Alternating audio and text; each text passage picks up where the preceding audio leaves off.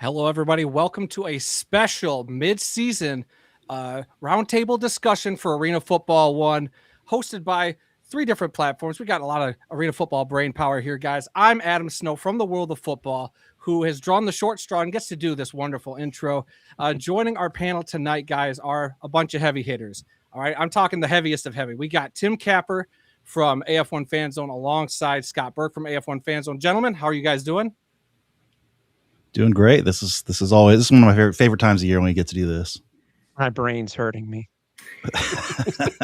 Nobody cares, Tim.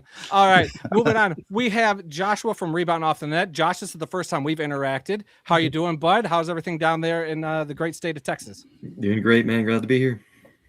All right, and the last and least member of this esteemed council, my father, the founder of the world of football himself. You guys might know him, Randy Snow, whatever, who cares? Wow. You nailed it, son. This is why we chose you. It's why I'm here. All right. But no, I'm just here so I don't get fined. There you go. And hey, we want to appreciate Scott, AF1 Fans for putting this whole thing together, getting us together at this midseason point, because we got a lot to talk about, not just in terms of this past weekend's games. We got a lot to kind of look back on how the league's been doing up to this point in the middle of the season, and then what we got to look forward to and beyond. Scott, I know you're kind of got a game plan for tonight. I know we can jump around, but let's throw it over to you. Where do you want to start tonight? I'm thinking let's just get the nuts and bolts out of the way, and then we can get on to kind of the more obscure kind of fun stuff, predictions and all that. But yeah, so if you're good, let's go check out what happened this week. All right. As this kicks over, there we go. Kind of wild little stretch of games, closer games than I expected for sure. Yeah, for sure. And it started off Friday night, Nashville taking on Minnesota. Minnesota finally getting that first home game of the year after 7 weeks, and they unveiled that brand new field. And the game started off pretty good. It became a little bit of a one-sided affair, but before that point, this was a good game. Yeah, I mean, again, Minnesota played tougher than I expected. It was, the score doesn't show. You're talking a 30-point score differential, but it was closer to that. It was tougher than that. Minnesota, I'm sure, just had a big sigh of relief. Finally getting a home game in week 7. Well, I couldn't not look at that 50-yard line on that field. It was very striking. That's the same thing. All I could see. Does Jacob? I wonder if Jacob's going to try to get that fixed, because like anybody who's a little OCD are like, oh my God. Yeah, I was fixated on that the whole time. Otherwise, that's a great looking field. It's fantastic. It's just 2 yards. It's just 2 yards of imperfection that set that whole thing off. And then I didn't realize, I kind of realized it, but Scott, it was who pointed it out about all the arrows on the field pointed in one direction. Mm-hmm. Like, oh really? I got to go. Now I got to go back and look. And it's a beautiful field, though. It's like I want this to be perfect. Mm-hmm. But and their dasher boards were awesome too. Those were beautiful. Yeah, those were. No, they're doing all the things right, and that's what ultimately comes down to. They're doing all the things right. They're clearly not in that elite tier yet, but of the rest, there's a reason. They're right there. I mean, it's a solid team. They need to get their roster fixed a little bit to change to Arena Football 1 from where they were at before. So I think that's their biggest hurdle right now is changing to the roster a little bit. Yeah, I don't always want to think nothing to do with the ownership at all, too, because I think with all fairness, guys, I think if any owner is willing to go the whole distance and do the dasher boards right, which they have them right in Minnesota, I'm not going to complain. You can tell, and us, with us speaking with Jacob a few weeks ago, it's top-notch ownership group. Top-notch ownership group.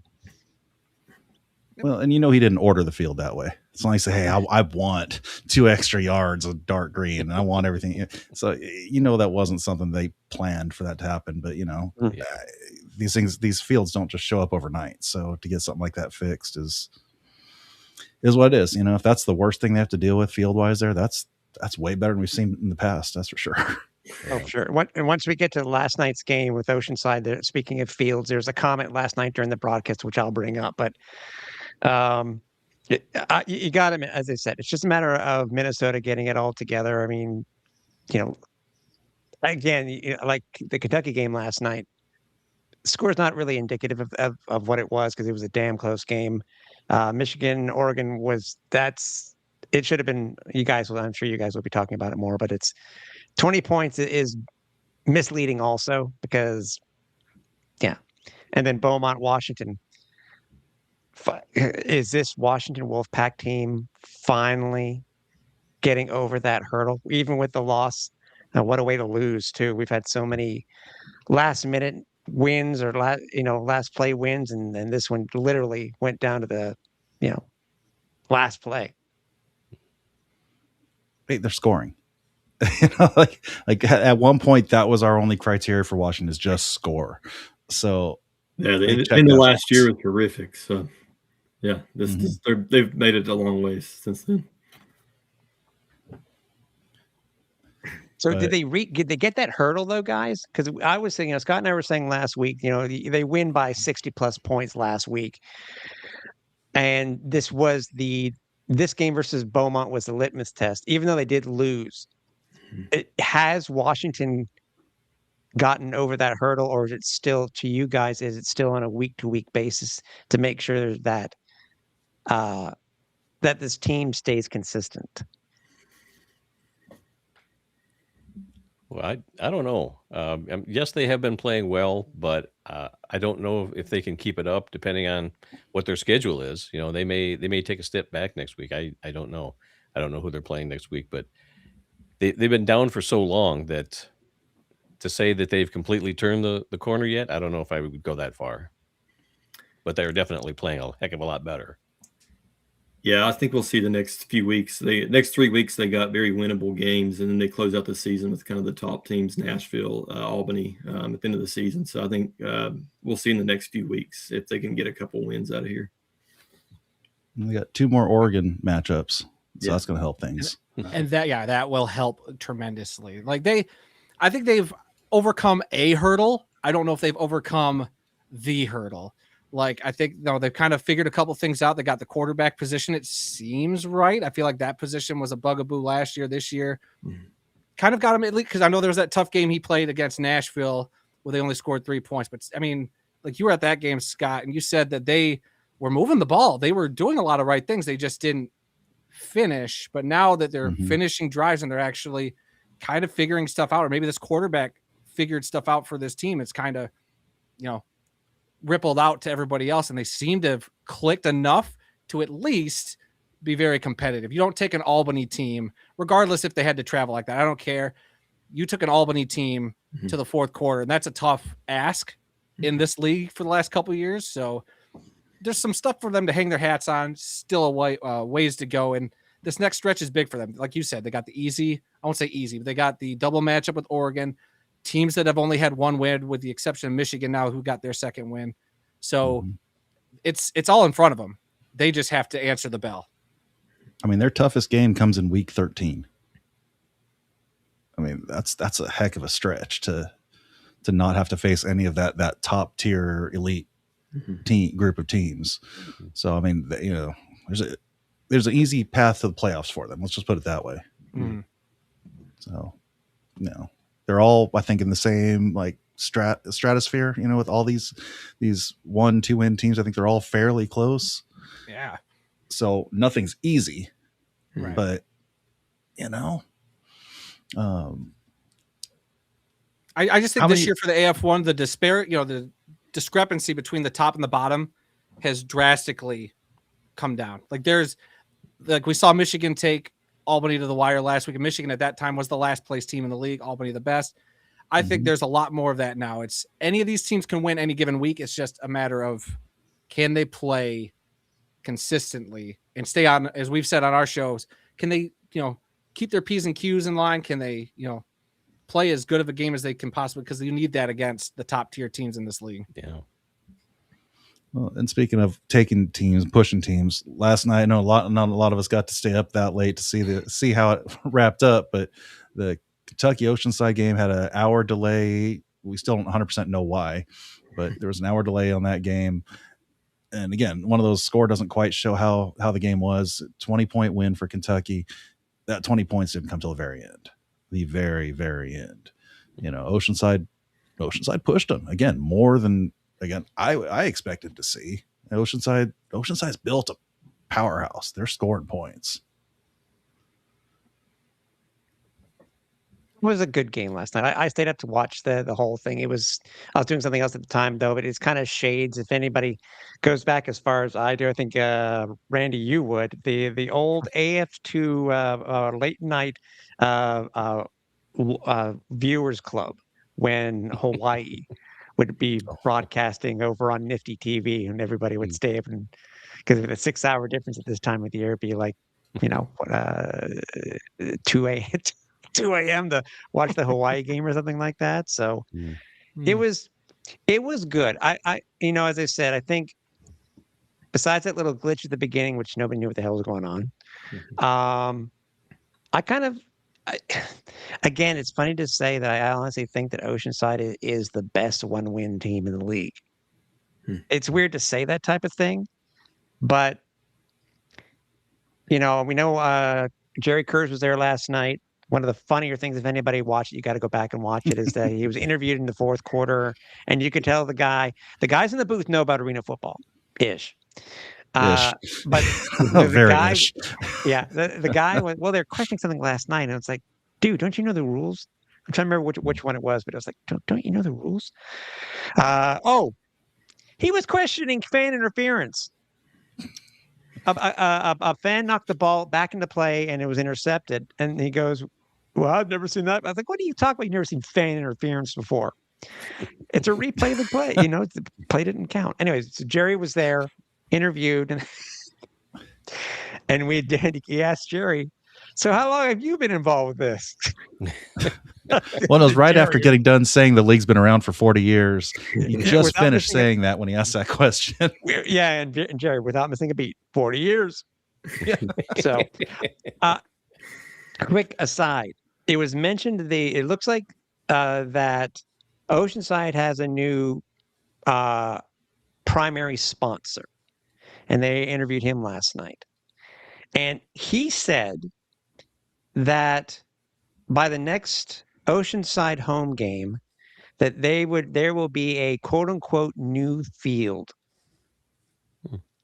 And I don't know what that means, because as anybody who's watched the game so far, the boards are not, I don't think they're local ads. Just by some of them I can tell that some of the stuff's torn off and stuff like that. And then the logo at midfield is just in white. Yeah. So I'm curious to know what he means by that, because I think, Scott, you said to me, it would be weird to bring in a brand new field this late in the season. But mind you, how many home games they have left. We got 3. It kind of makes sense, but I'm curious to know what that actually means. I mean, does it mean that they're just going to paint their name on the turf like they do in Albany for TransFinder? I don't know. But I just wanted to at least mention that, because I thought it was. Oh, guys, what was the point? The point of some of these teams in that game? Drop kicks. Why was Coach Walker going for drop kicks last night?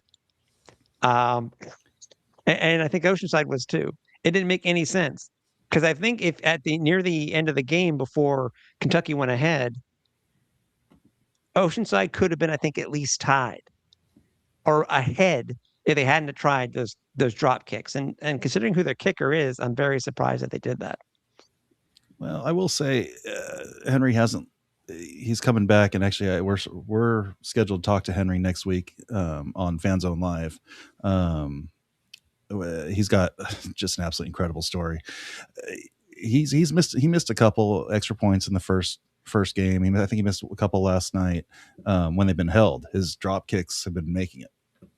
So, I think there's something there. Just getting some confidence back. Maybe I don't want to let too much of his story out cat out of the bag here, but he's had a rough off season. So yeah, more than I think people know. Yeah. So I think that's a big part of at least Kentucky, and I think Oceanside is because we can. Is my guess. Yes, I guess. But I think yeah, one of Henry's kicks was blocked in the fourth quarter. I mean, literally was blocked. It was a bad hold and stuff like that. But I said it before, guys. Do you guys agree with me that Oceanside's the best one-win team in the league? I mean, at this point, probably yes. Yeah. Now that Michigan's got 2 wins, I would definitely say that Oceanside's the best one-win team. There's only 2 teams with 1 win. That's Oceanside and Oregon. So of those 2, yes, Oceanside's a better team. Yeah. Yeah. No, I agree. Yes, out of Timothy, we the agree. bottom dwellers. Joshua, what are you thinking? Who's the best 2-win team? I was just about to say that too. We got 3 teams with 2: Baymont, Washington, and Michigan. So I got to Michigan. Michigan. Yeah. Michigan. Okay, you guys beat me to it. Yeah, I was going to say Michigan. There we go. Certainly the most tested. Yeah.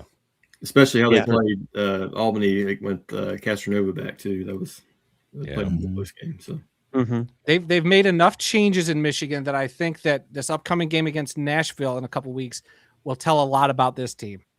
I think they played Minnesota tougher the second time around. They played Oregon a lot better the second time around. So now that Michigan's got a feel for Nashville, that'll be a litmus test right there.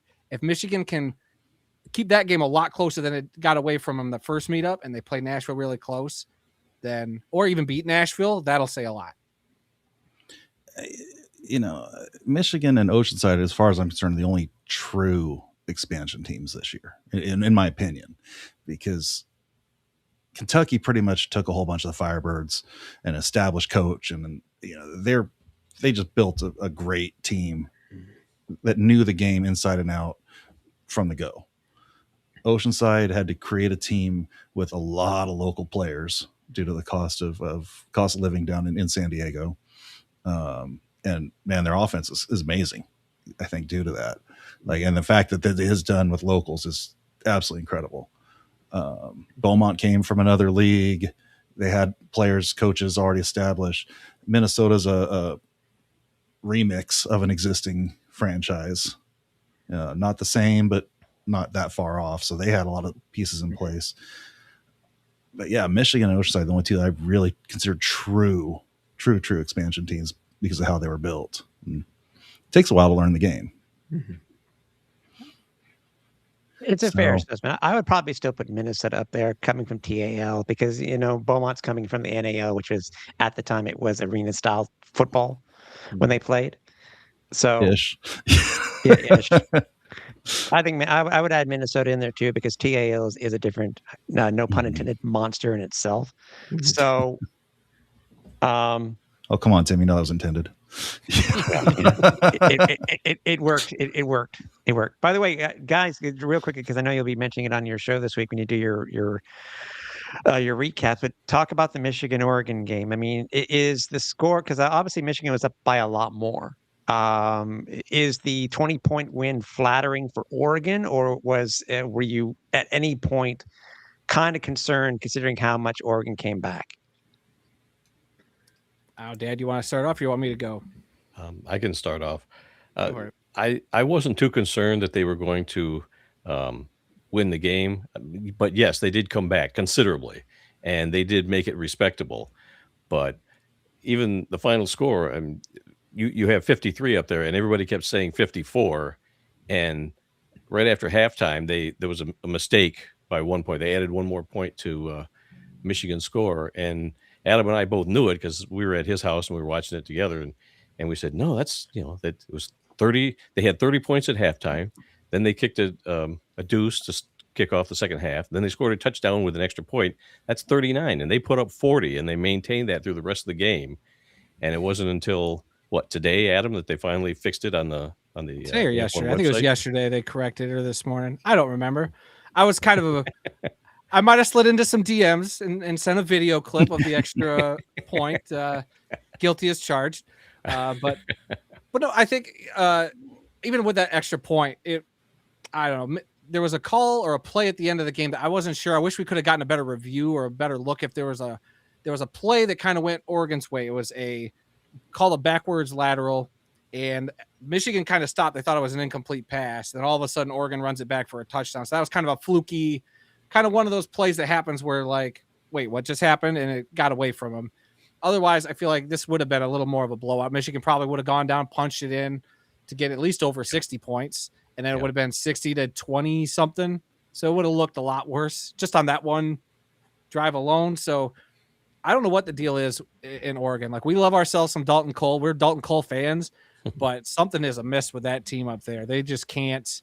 I mean, if it's not him running the ball, it's tough to see him throwing. It's tough to see Oregon's offense get anything going, really. Their defense is very respectable. I think they got a lot of good guys on that defense, but man, that offense is just not clicking. Yeah. Well, now they got their offensive coordinator as head coach. Yeah, their QB coach, is now the head QB coach. Yeah. So still, if that turns around a little bit. But there were a couple other things from the Michigan game that Adam and I talked about. The announcer talked about. We can talk about a lot of games where the announcer starts that sentence, Randy. But he was talking about the defensive coordinator Jeremy Liotta, and said that he was the son of Coach Sean Liotta. It's not his son; it's his brother. And little things like that they just couldn't quite get right, and they kept reading the wrong numbers on jerseys whenever we'd score a touchdown.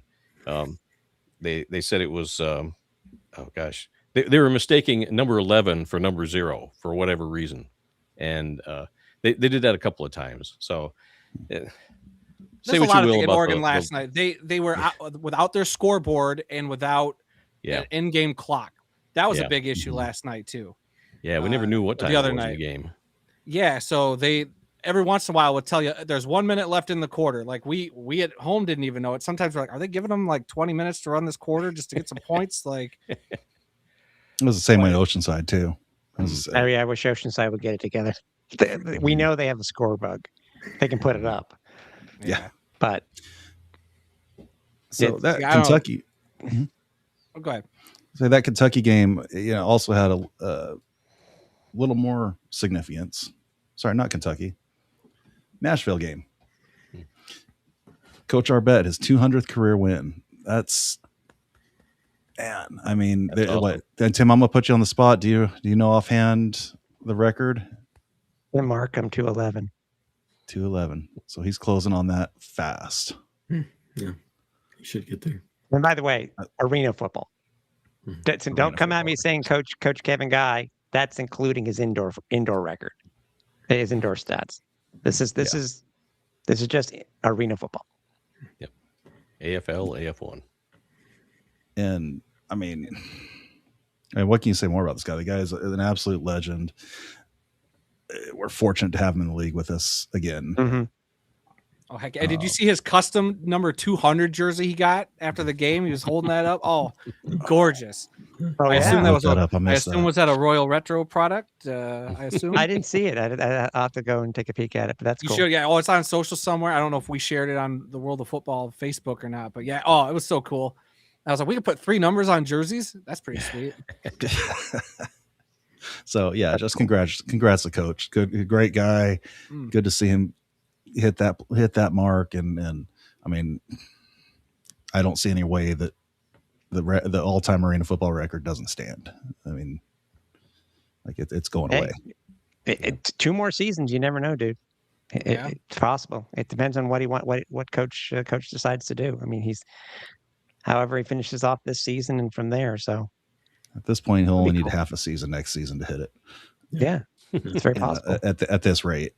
So yeah, just congrats to him. That's such a huge milestone. He doesn't show any signs of slowing down. I think he's just having the time of his life right now. No, with that team, I don't blame him. Good ownership group too, though. I mean, considering who's a part of it, the commissioner obviously, and Double J Slapnuts is there and stuff like that. So I mean, it's a good place to be. It's a good place to be. I speaking of Double J, I was well, reading in a chat earlier today that they're saying, well, their other owners aren't really that involved. They're just off to the side. They just are used for their name. Double J is there. He's at the games. He's greeting the crowds. He's working with the rest of the staff. The guy's putting in the effort. He's involved in the league. From what I understand, he's talks to the league office, league officials all the time. He's not just a name to attach to the side of the team. He's actually actively involved with this franchise. So, if anyone ever thought otherwise, he's there. I can tell you that. Yeah. Do we know if Gruden or Michael Waltrip's still around? Do we know? Well, Waltrip, I think, is more just his beer company, kind of like the St. Joe Goats. Mm-hmm. The Kelsey brothers are owners now. 1% of the team is owned by their beer company. Oh, okay. So I think it's kind of one of those things with Waltrip. Gruden, I don't know. I haven't seen or heard anything on Gruden lately, but it'd be nice to see him get involved. At least do one of those box opening videos with a bunch of Cats gear. So, but yeah, congrats to Coach. That's just a huge, huge deal. We touched on this. Mm-hmm. No, I'm thinking it is. And by the way, the thing that you have there, that's from the league, right? Is that a league graphic? That's a league graphic, yeah. It's nice to see the league recognize that. I know they're kind of iffy when it comes to other team records, but that's it is what it is. It is what it is. So, and it's a fine line because they want to be the AF1. They want it to be its own standalone league. It's a new league, but you can't ignore the past. And whether this is the same league or a branch off, it's still part of the history of the sport. So, for sure, 100%. So 200 arena football wins, regardless of league. So, but yeah, it is good to see the league acknowledge that because, man, you just can't forget about that history. Yeah.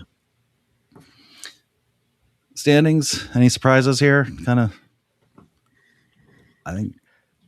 Well, outside of the top three, it's all up for grabs. What are there? Are there 6 playoff spots this year? 6, yep. Okay, so you've got 6 teams at the bottom fighting for 3 spots left because those top 3, they're going to be there. So I mean, and at this point, any one of those last 6 teams can make the playoffs. Mm-hmm. So it's who's going to step up in the last couple. Yep.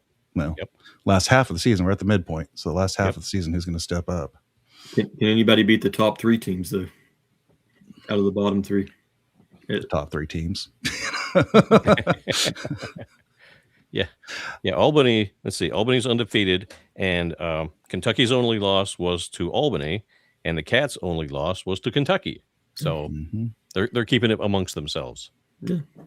I mean, Albany has a rough schedule. Their last 3 games of the season are at Nashville, at Kentucky, and then Nashville at home. Like that's their last 3 games. Like they're going to go at the very least, they're going to the playoffs tired. Yeah, beat up. They do have a couple bye weeks mixed in that. That's over a 5-week period, but still, that's a brutal way to end the season. And in a week or two, Albany could be clinching up a spot officially. We could be seeing the little numerals or the little numbers next to their name here on a upcoming weekly graphic. So that's crazy in and of itself that this early in the season, we're going to be seeing playoff spots locked up. Yeah, if they're 7-0, I think it's going to be 8. I think it'll be 8 now. Okay, so week or two after week 8, after they play 8 games, I think if they're, I think they'll be at that point. Don't have the math. Tim, I think like mathematically they would still be in it based on numbers, but I believe, I could be wrong, I believe that all the teams that they would have to beat all play each other, so there's no statistical way for them to get in. Not 100% sure on that, but I think if they win, there's no statistical way for somebody to bump them out. Hey, we're arena football YouTubers, not mathematicians, okay? People remember too, Albany, and I mentioned it before, Albany has won 16 straight, which is regular season games, which is an arena football record. I think they're tied for most consecutive games, including the playoffs, if I remember correctly. I think it's 18. That's not. I mean, they haven't lost a game in the AF1. Right. Yeah. Mhm. That's kind of wild to think. You know, granted, it's not a long history, but in the history of this league, they have never lost a game. Yeah, their last game lost was the brawl at the mall. They could very well finish the season undefeated too, because I don't know if anybody's beaten them. Yeah, again, I think it comes down to those last three teams. You know, after playing in Nashville in Week 11, how are they going to feel going to Kentucky? You know, and then 2 weeks later, how are they going to feel having Nashville come back to their home? Like, that's just like I said. I mean, hell, it's what Michigan's kind of been through the start of the season. It's tough, you know. Yeah. So, The start of our season was really tough, and now the back end of Albany's season is going to be tough for them. So we'll see. Anything can happen. Who do you all think has a better shot at Albany, Kentucky, or Nashville? Nashville. yeah. I think Nashville is still such a good team. That game against the Barrels that they lost was so close, and I think Nashville really kind of, I won't say they beat themselves, but they had their opportunity to win that game, and it just, I don't know, Kentucky played them pretty tough, but I think if anybody's going to beat Albany, it's this Nashville team, and I think they look really good. Well, and Kentucky's just had inconsistency at quarterback. Great play by their quarterbacks, but inconsistency. I think that's hurt them probably more than anything at this point. I don't think This anybody week prediction? expected them to switch quarterbacks 2 weeks ago, though. That's the thing. Yeah. Well, they've had what? They had one quarterback to start the season, second quarterback, 2 or 3 weeks, and then now this new third quarterback for 2 weeks. It's just, and only one of them had any experience prior, I believe. So they're getting great performances out of these guys. So, I mean, you know, great on Kentucky, but yeah, I think the Cats just have they've got the history. You know, again, you got to think they only lost to Albany in the Crown because of missed extra points. Yeah, like they make those extra points, and you know, it's at worst it's a tie game. And right now, I think Nashville's got the best kicker in the league. I think Kaplan is playing out of his mind. That game against Minnesota, he was practically hitting everything. He might have one or two missed extra points, but like he made a couple deuces. He was putting the ball just right in the end zone for his team to get the one. Still weird to say the one instead of a rouge, but it's fine. Got a one, and a couple of ones. At one point, I think didn't they have like three? They had 3 ones, and I was like, "Is that a record?" Oh, yeah. I don't know if that's a record. Is anybody keeping 3 track? ones. See, is it weird to 3 say, ones. Tim? I know. I mean, I Yes, want to it say is. rouge so bad. Well, no. You know- You know what? Okay. To be fair, okay, they're not calling it the Rouge, but the people are calling it the Rogue because people don't know how to spell. I like what they're I going mean, I for don't know with how to the one. spell, but I still call it a rouge. Well, no, it's I not what might I mean. spell it You like know- rogue. No, well, okay, yeah, it's okay. I like what they're going for with the one, but They should It just call it the doesn't- Uno. You got the deuce. Why isn't it the Uno? exactly, it just doesn't flow properly. You know, the ref can't say that's the one. You know, like, I love saying it like that because it sounds so ridiculous. yeah, Yes, they Adam, got 3 if you for hear ones. somebody, 3 if the you hear somebody ones. call it a rogue, Adam, say, "What's the matter? Don't you speak Canadian?" What do you mean? Rogue and Rouge are spelled differently, Randy. You know this. If you know I what know high that. school he went to, that wouldn't matter, Timothy. Come on. Yeah, What do you think of predictions for this week? What do y'all think? Oof. it's gonna be nice seeing Minnesota on national TV. Yes, That's good. That's well deserved. Well deserved. Should be a good game. I feel think bad that's- for Oceanside because they're crossing the country again, Hmm. and they're going into Albany. Yeah, they might surprise you though.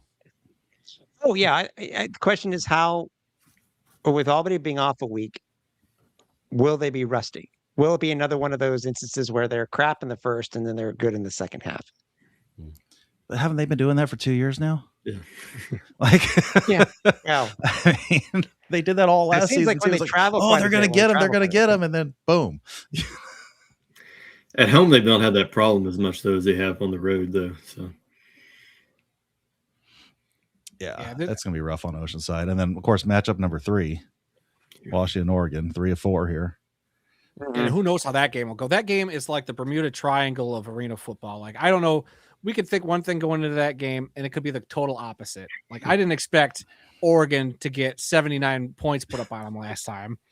Now, this time, I'm sure we're all thinking, well, Washington's got this one right, which just means Oregon's going to come out, play the game of their lives. So it's just the Cascade Clash is just, you can never tell. If you think These one two way, you should teams, probably go the There's other. been a run.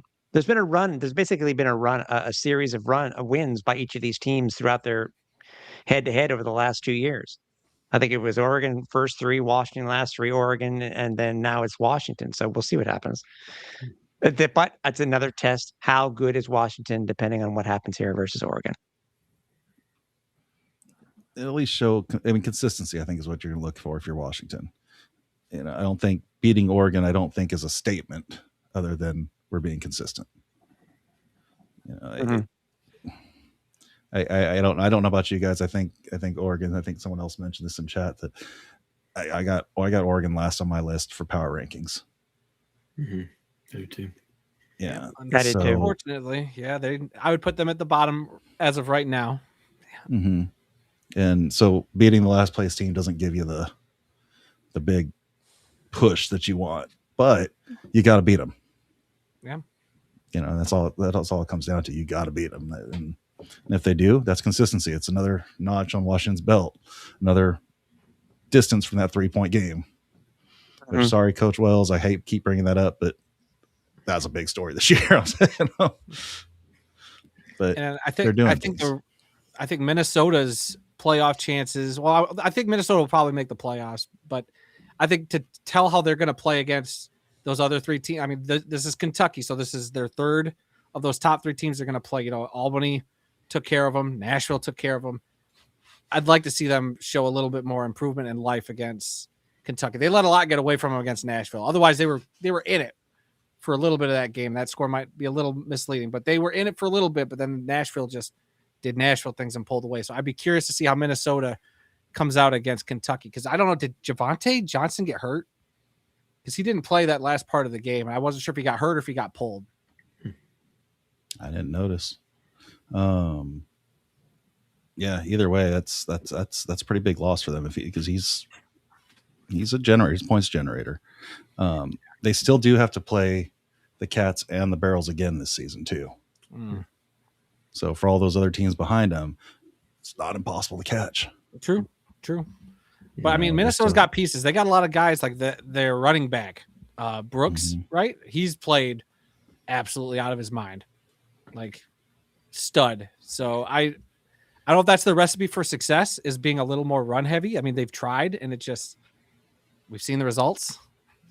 But they remind me a little of the Storm last year. That they're going to win, they're going to put up some numbers. When it comes down to it, they're probably not going to do much if they make the playoffs, but they're not going to look bad getting there. That's a good comparison. You know, a little run heavy, still trying to figure out this arena game, but they're getting there. I like Minnesota's a lot like Washington. I like what the branding. I like what they got going on. They've got good people running the organization. They've got some. It's just, man, get the points, get the wins. That's the one thing you're going to keep needing. So, yeah. I think overall the quality of play by everybody has gotten better as this season has gone along, and and it's a lot better than last year too. So I'm really encouraged by the quality of play, even though some of these teams haven't won a lot of games. The quality of their play has gotten a lot better since week 1. And the games are way more competitive than they were last year. Yeah, just across the board. Bad teams and good teams, it doesn't make a difference. They're still fighting. And that was definitely not the case last season. I think scoring's up on both ends, winning and losing teams. Not drastically, but there were some ugly blowouts, I think, that kind of skewed those results last year. Yeah. Washington. Well, not just Washington. I mean, you figure Billings got destroyed. They only got held like 16 or 19 points last year. Yeah, it was on national TV. You're right. There was that infamous 20-22 Salina Dodge City game that I still have nightmares about going to that game. Neither kicker could make the end zone. It was bad. It's not perfect. It's not perfect, but I think coaches finally have learned that yes, you do need a competent kicker. So while it's not perfect, in the early days too, I don't think it was perfect for, with kickers consistently hitting the ball off the net, but that's a part of the game. And I think it's, last year versus this year, it is a huge difference. It's just, let's get some more parity here. I as much as I would like to see Albany run the gauntlet again, somebody beat them. Let's create some memories within this league itself. We already have. I mean, look what happened, how Beaumont won their game this week. So I can't complain. I think they're finally getting the showing that where the AF1 ranks within the arena sphere when it comes to football. So the three of us on the top here, we're arena football prime. Like that's our main focus. You two at the bottom, your football doesn't matter. I know you guys love the arena game. Yes, that's why we have you here. But yes, we do. But you guys cover everything. Yeah. We try. There's a lot. There's a lot. But the world of football is huge, Scott. Yes, it is. 800 videos. Huge. I'm wondering the next episode of the IAFL. Yeah.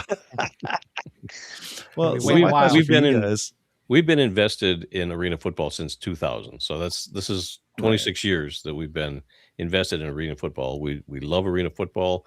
The others are okay, but arena is where we started. It's the original game, and we love it. So we were so glad when it came back a couple of years ago. Then halfway through the season, we weren't so happy that it came back, and then it got better, and here we are. And here we are. We're very happy again. Well, so my question for you guys, and I want to hear from the chat as well. Anybody that's watching this, wherever you happen to be watching it, where would you put the current top three AF1 teams when you compare it to all of the indoor football world? Boy, that's tough. I mean, like, when you're you don't dealing have to get with too specific, but it's always tough because you see a lot of people out on the internet who think they know which teams would beat which across leagues, but the rules are different. The nets are a factor, and that's why I always try to categorize everything there's arena football, and then there's indoor football. Everything else is indoor football because if you don't play with the rebound nets, to me, the way I was raised by that guy over there, that if they don't have rebound nets, it's not arena football. You might play with some similar rule sets, and I'm not trying to discount that. It's just, it's not arena football if there's no rebound nets. That's a huge factor in that style of game. So it's hard to say, but I feel like Albany would obviously, I won't say wipe the floor with other teams in other leagues, but they'd probably be fine. More than fine. I think Nashville would also be fine, if not a top 2 or 3 team in these other leagues. And Kentucky, oh boy, I think Kentucky would be just riding that line for me. There might be a couple other teams in some other leagues that might give Kentucky a run for their money, but I know Vegas has got a good team going on there in the IFL, and I mean, why is Southwest Kansas so good? Is it because of what they went through last year and knowing how to get to make an actual arena roster? I mean, is that why they're undefeated? Is that why the NAL championship is going through them? I mean, could be. How would they fare today in AF1? I think Southwest Kansas and AF1 might be in between that Minnesota spot and that Kentucky spot-ish right now, somewhere up in there.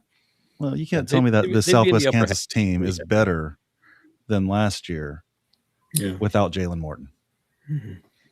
Just period. You can't go based off of record. I agree with you on that one.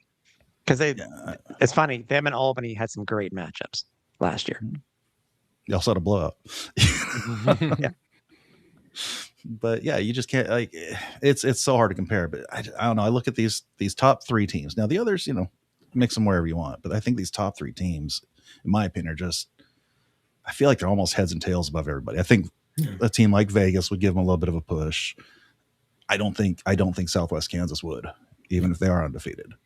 Now, if Jalen Martin was still there, maybe. But I don't know. I think the top of this league is solid. Yeah, I agree. Everybody needs to get there.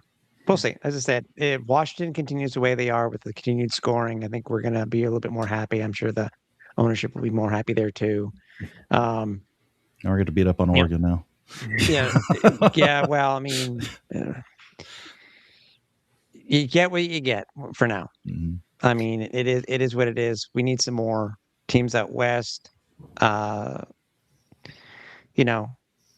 It's a thought. We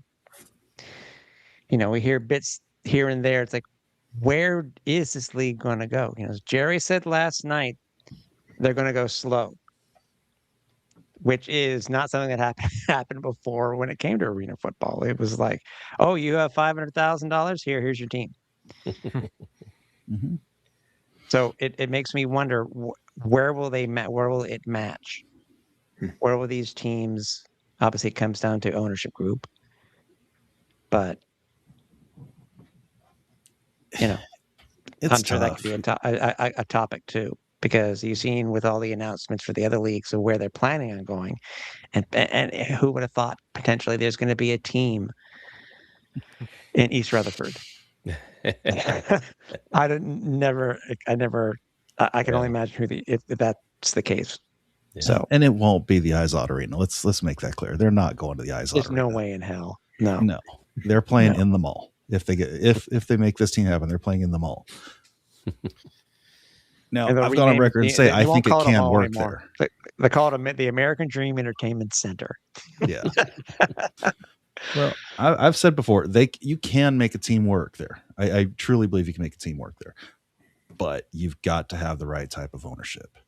You got to have somebody that's so focused. You're not going to make any money. You're not going to make any money on season tickets.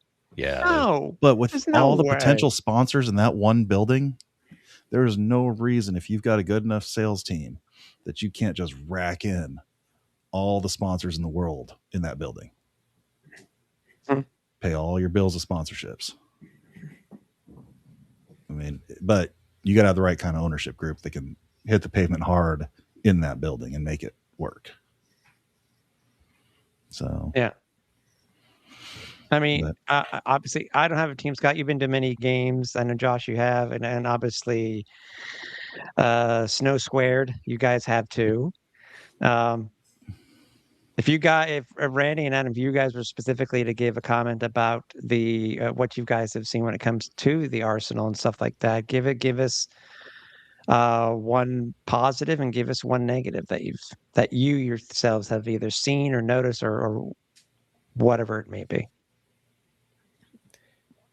You go first, Adam, and then I'll rebut whatever you say. Look, I think the biggest positive for Michigan, I think, is there is definitely from the ownership down a belief, and trust, which, and George has been very transparent.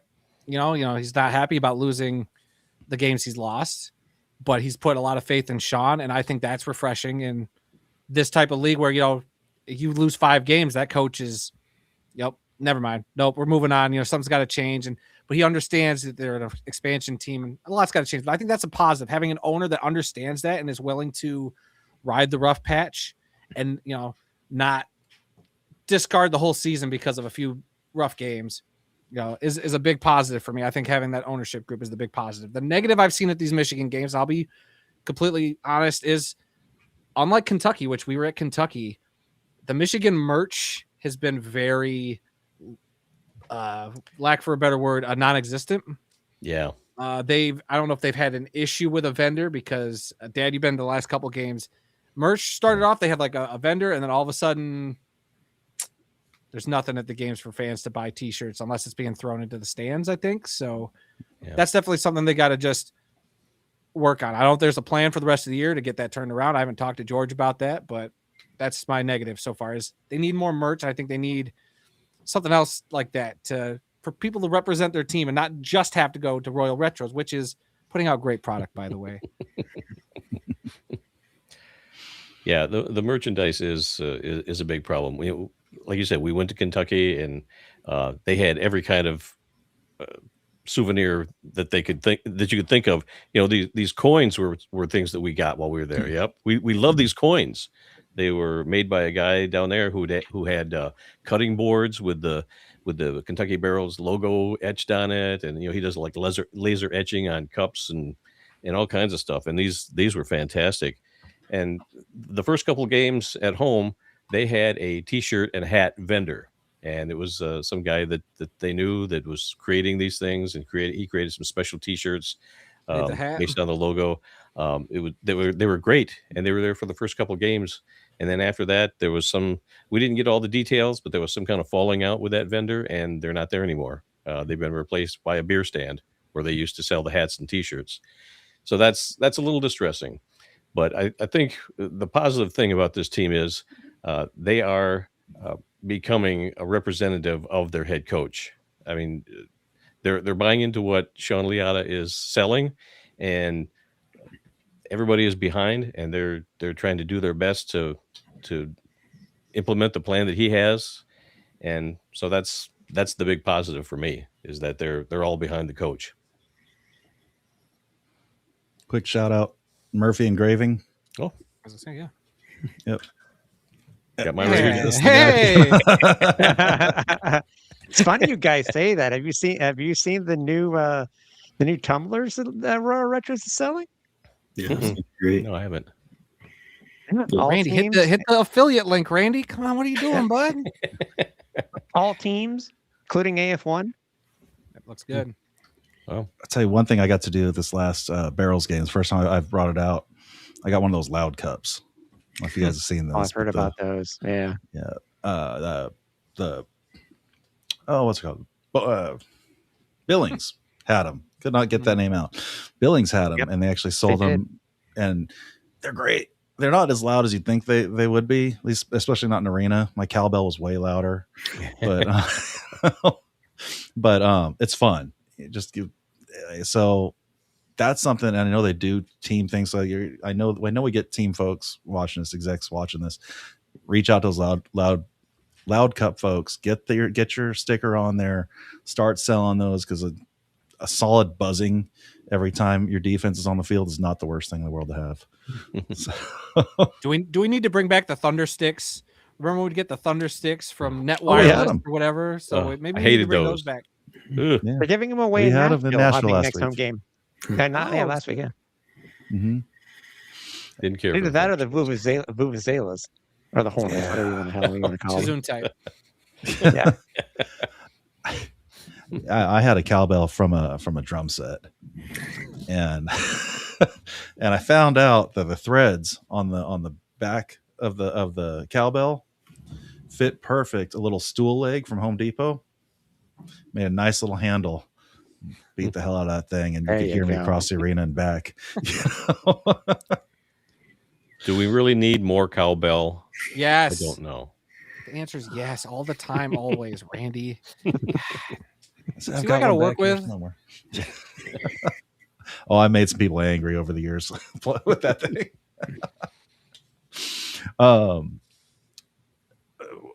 League wide. I take Tim's question, expand it to league wide for all, everybody here. What's the best and worst things? What are the things you want to see most improved, and what have you liked so far? I'd like to see somebody beat Albany. Then there does need to be. Speaking of, there needs to be. Wait, is that Jeff? Is that Jeff Levac? However they say it on the broadcast.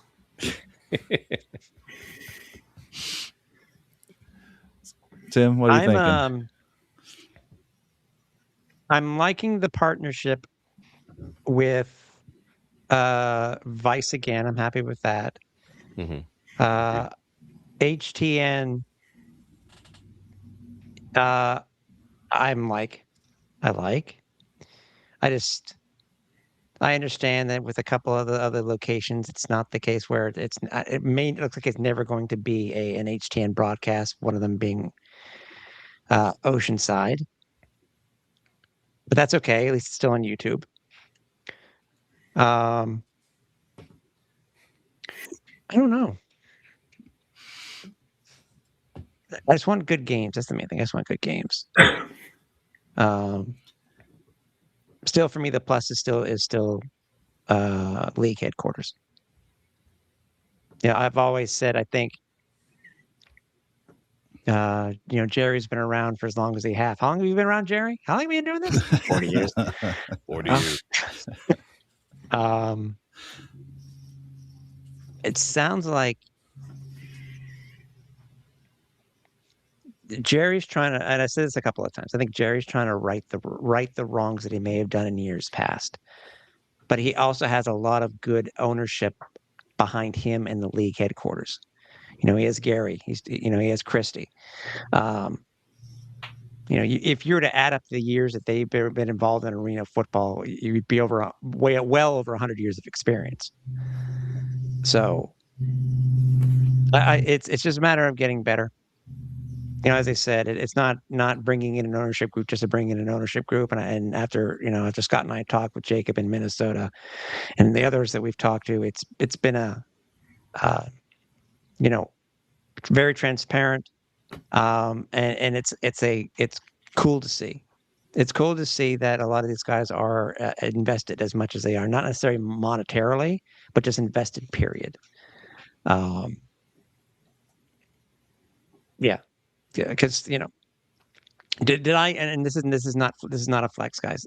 Did I ever think that they would get an official game ball? No. But I can thank the ownership group over in Minnesota for being able to get one.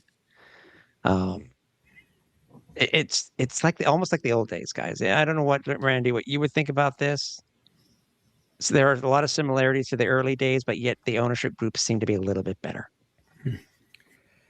Yeah, it's beginning to have that retro AFL feel to it. The games. The way the players feel about things. I do get that feel. And that all started with last year's Arena Crown game.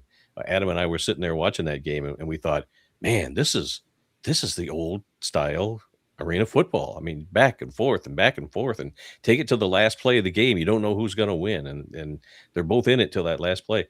And it's continued this season with these teams. And it's very encouraging. I love that.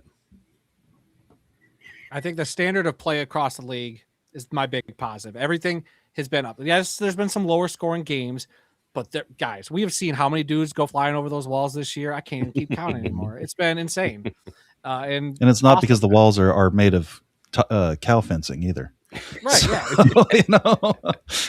But we're seeing guys who are not lacking effort, and these guys are going out there, and I kind of don't like saying the phrase, the ball never dies. These players are just going to the end of every play. They're not giving up on any of these plays. And I just want to say, across the board, they've done something right where they've got everybody at least playing on the field wise in the same direction. I think the quality of play is so much better than last year. I could probably go down a list of negatives. I'll try not to be negative, Nancy, but since we were talking about it earlier, how about we just, I keep harping on this. Can we give some of these announcer guys 8 bullet points? Just 8 bullet points to start a broadcast, I think would clean up so much, confusion. Like Jerry Kurz, how long have you been in the league? Oh, it's right here on my piece of paper. I should have known that beforehand. Or saying Jeff Levac's name right. Like just the tiny things. It's not Levac. Timothy, it is not. It is that's good. It is Hefe Levac. But well, how about there's a 1-point rouge and a 2-point rouge? Yeah. that too. Just a little 8-point bullet point piece of paper, little piece of paper. Mm-hmm. All they would need, and I think we could clean some stuff up. They're gonna replay the play on fan interference. How dare they? How dare they? I know the old AFL used to do a really good job of with the rules, explaining them on the broadcast from the start, especially for new fans. So I think that's something they really need to get better at. So They've done that a couple of times. I wish they would do that. I get it. We're familiar with this game, but some game is going to be some fans' first game. And I do think for a while now, especially being a second-year league, technically, with a lot of history behind it, I think we got to still promote it like that. Like that's what, even on the TNN days, I think I remember them still posting, here's the rules. Here's some basic things to know so you can sit there and at least enjoy the game. You might not know all the nuance. There might be stuff you'll learn along the way, but here is the basic stuff to get you rolling. It's like watching a CFL game. Like I always have to remember watching a CFL game to flip a switch in my brain to remember, oh yeah, 12 guys on the field. There's different sets of rules. Different guys can go in motion. Like that's what we love about the world of football here is there's all these different rule sets. It's all different. But it's all football at the end of the day. Well, and it doesn't have to be totally canned. It could actually be, the first defensive penalty, the first jack out of the box. Okay, this is a perfect time to explain. This is the jack linebacker. His responsibility is wall to wall, 5 yards deep, unless he pump fakes or gets out of the pocket. Boom. Right. You throw that in there when that flag happens, because if you tell them ahead of time, no one's going to know by the time the flag actually hits. Yeah, they need to trust me. You know how many times last night I wanted to text or DM the guys in Oceanside and saying, "What the here's the information that you really need to pass along." It's the days where I could email Seth or Ari and say, "Hey, by the way," that type of thing. So, but can we get Eli in arena, please? Yes, please.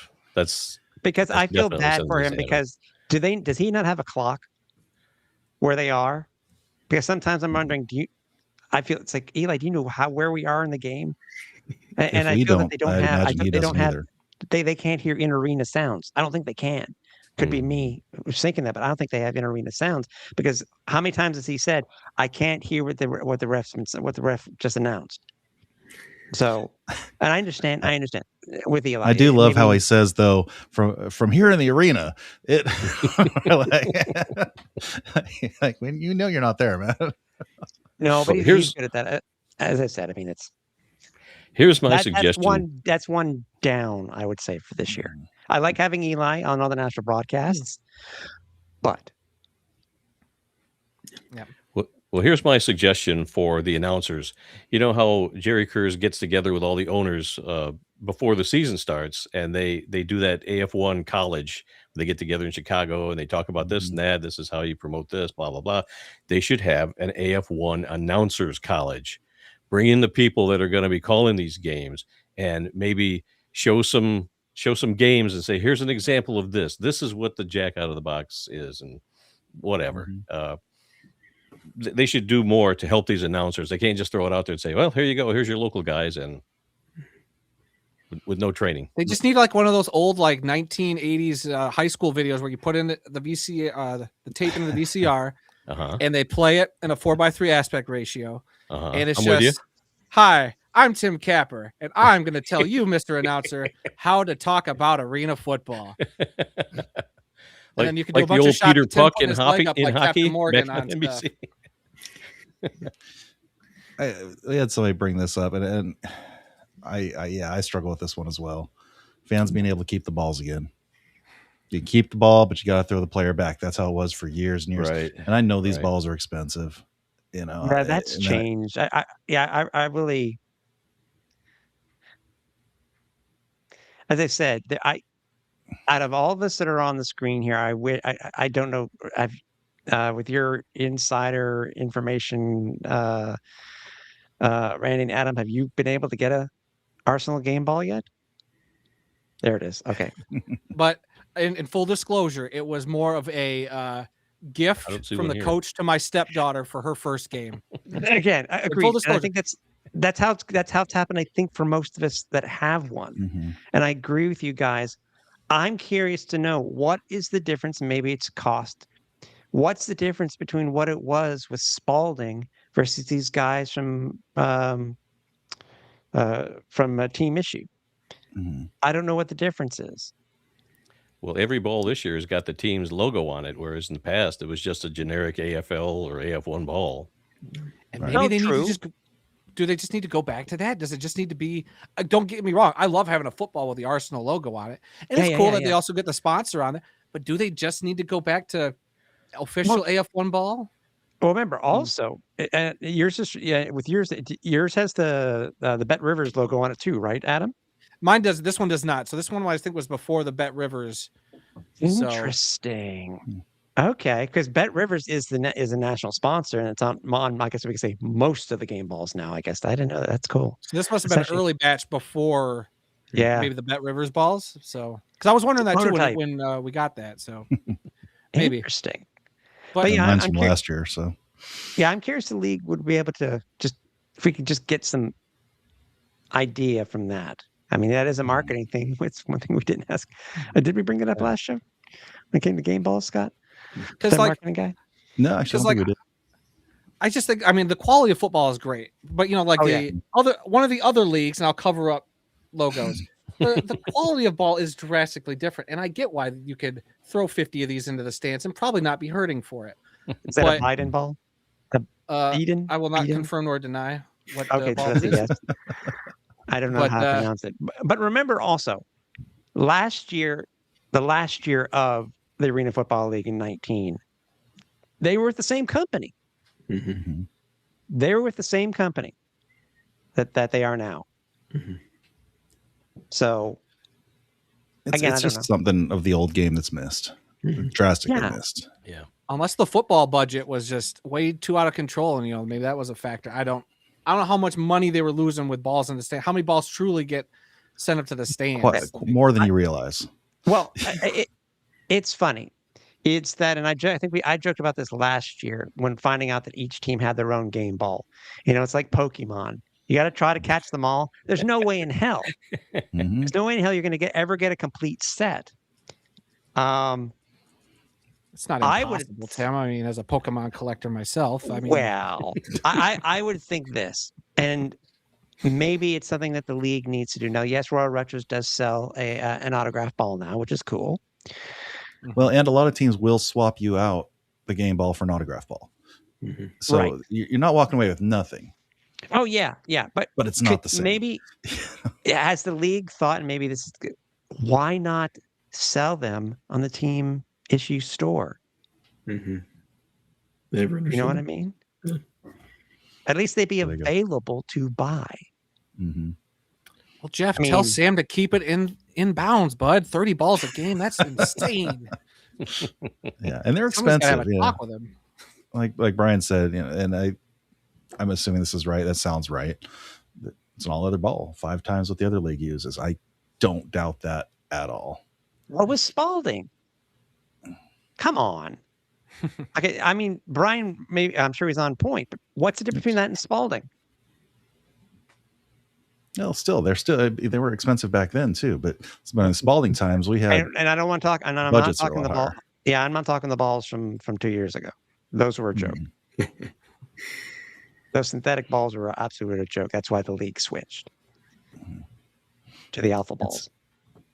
It's disappointing. Yeah, but it is what it is. I mean, the economics of this game is different than it was in the past. That's ultimately, I think, what we're looking at. Yeah.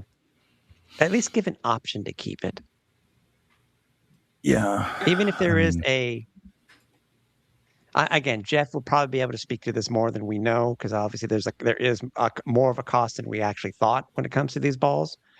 Mm-hmm. I don't know. So I would like to see, like, the last game of the season. If your team's not going to the playoffs, let them keep the balls to go into the stand that last game. You might get more people to come to the game if they know that they could walk away with a ball from that game. Game ball. A ball free for all? Yeah. There you go. Think about this, though. Of all the balls that are there, what was left for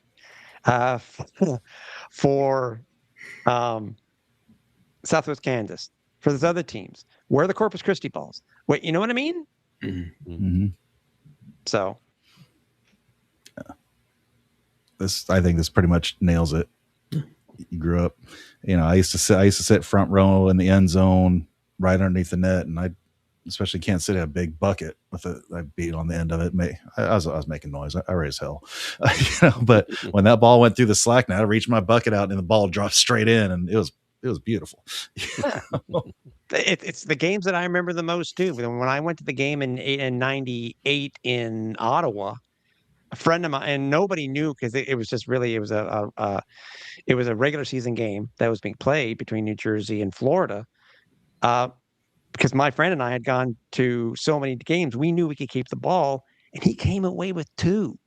That's the thing, because nobody knew, and that's one of the things that we remember the most is there being in Ottawa, seeing first ever regular season game in Canada, but yet also coming away with 2 game balls.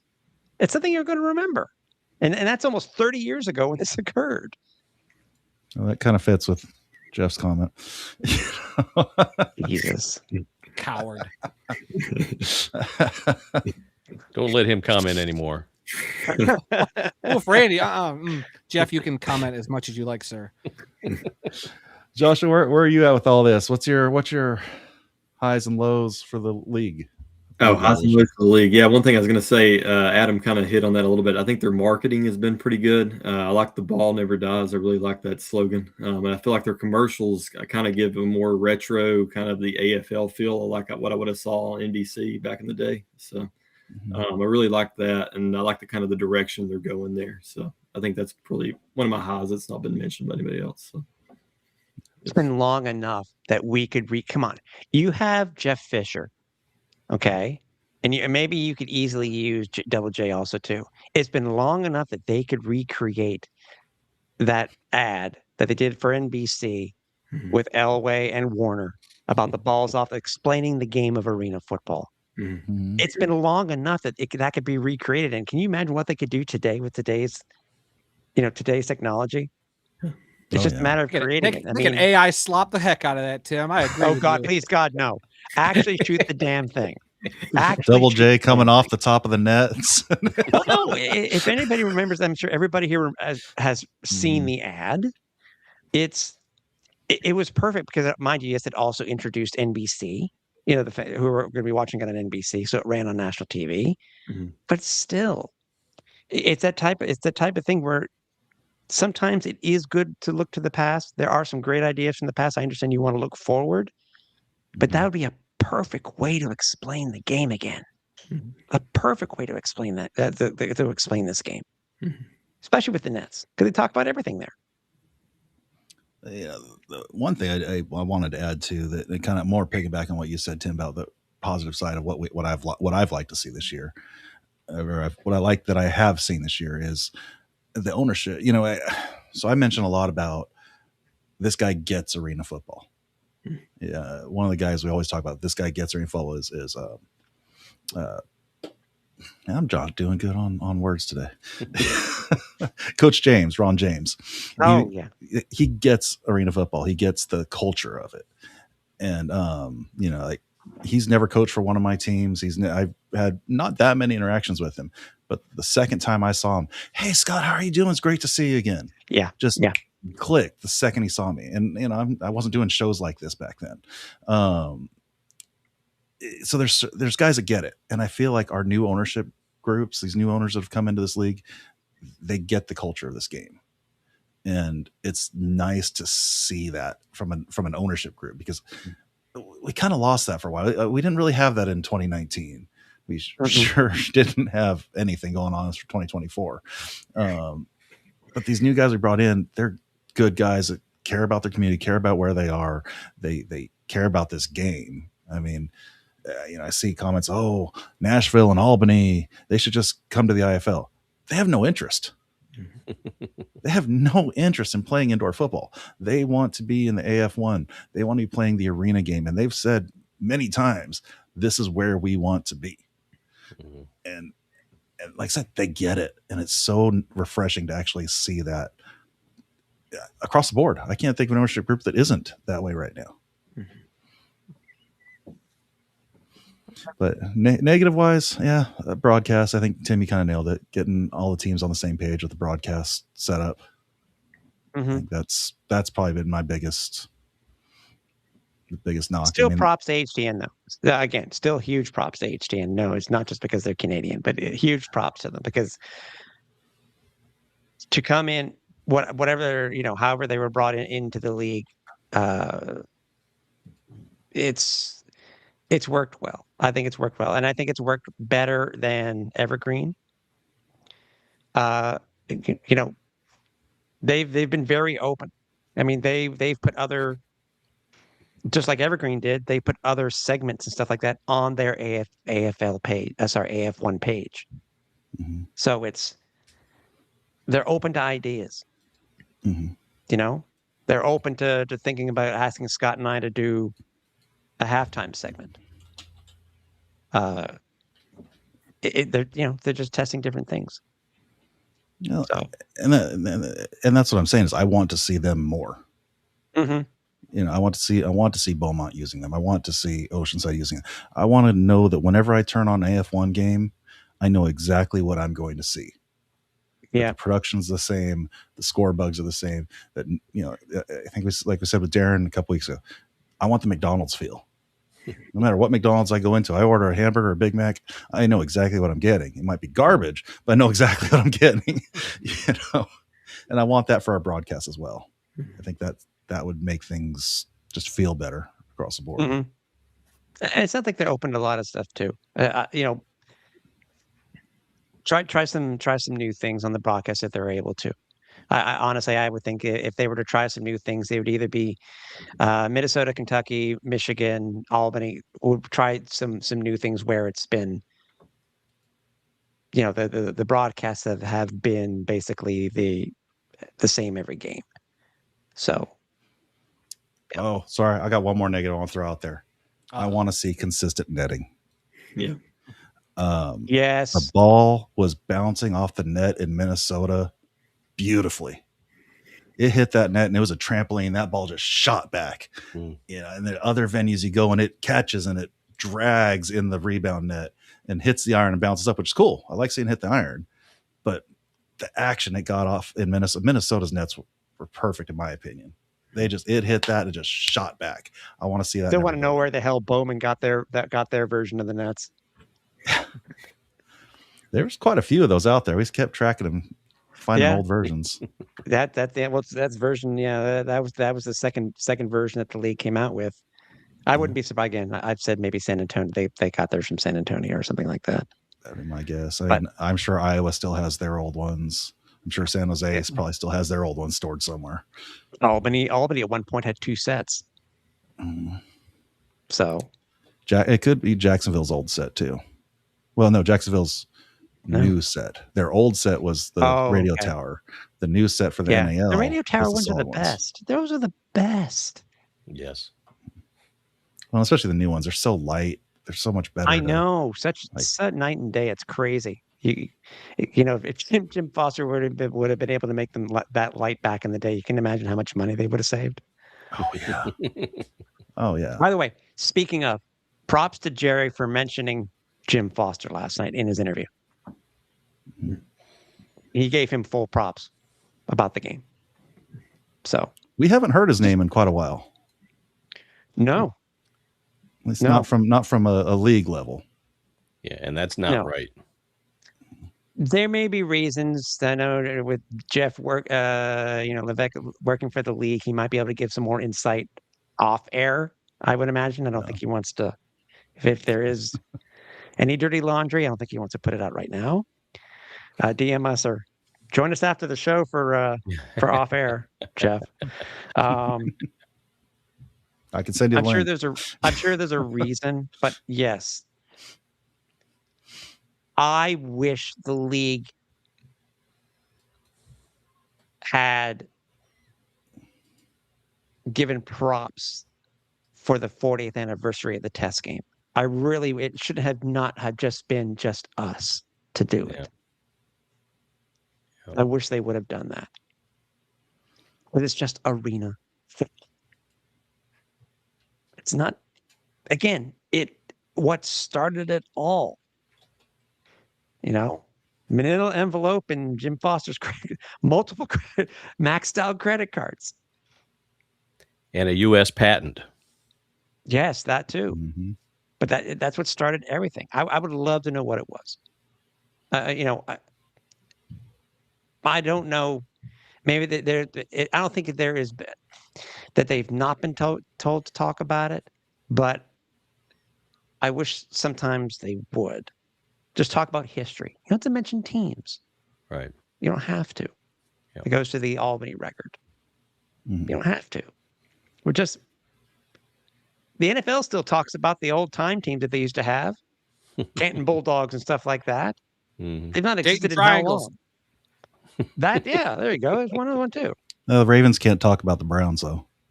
So. Unless they're playing them the next week. Yeah. But yeah, just I think this league and where we're at. Sorry, Tim. I'll let you finish. No, go on. I'm done, dude. Go ahead. I don't mind being. Oh, okay. I was just gonna say. I was like, look, where we're sitting right now. I think this league is in a good spot, and the trajectory is going up. And yes, there's gonna be I get it. I nitpick a lot of stuff on our shows, and I understand this is a second-year league. But a lot of these complaints we have coming out it's because, guys, we know how good this product can be because the ceiling for this league, I'm sorry, is so much higher than these other leagues that are out there. And I like those other leagues. I enjoy going to those games. It's different football than the arena game that I grew up loving, but there's just this league has got such a ceiling. And when it gets there, it's going to be incredible. If it gets there, I get it. We got time. I'm not saying this is going to happen next year or the year after, but down the line, this league, I can't even reach the ceiling. It's how high is the limit. Sky is the limit for this league. And, they just got to keep doing a lot of the little things. And I think this faithfulness and a lot of these ownership groups they're bringing along, they're actually doing their due diligence and making sure we're getting the right people in place has really been to their benefit. And yes, during the offseason, us fans have done a lot of complaining about where's the social media? Where's the this? Where's the that? Why aren't we announcing teams yet? Granted, but the league has had a plan. And I think by this point now in the season, we can look back on all that and say, okay, yeah, they did have a plan or plans for a lot of this stuff that we complain about. I still miss Jerry has flipped its script. He's seen what he's done in the past. He's learned from the past with all the different leagues that he's been involved in, indoor and arena. As I said, to me, it's like he's trying to right a wrong, which I'm happy with because you don't need to, you can be transparent, but sometimes you just need to hold something back. You know what I mean? You don't have head coaches or owners blabbing about information like there was last year, and that's happened before in the stuff past too. Things being kept under wraps, which I think is what I don't mind because it keeps the league in the news cycle, and that's the other part of it, a part of marketing. You don't have to always say what's coming up next. These aren't the days of the old Arena Ball magazine where they said, well, we may go to markets X, Y, Z. No. Who is that, Tim? Comes out. Z. Oh, okay. God, he says weird stuff sometimes. Must be the Canadian in him. Yeah. Well, I agree. I agree that the league does need to keep some things quiet, not make them public until it's, absolutely, written in stone that this is the way it's going to be. But can't they let us podcasters in on some of that ahead of time? I mean, we won't say anything. Shut up, Randy.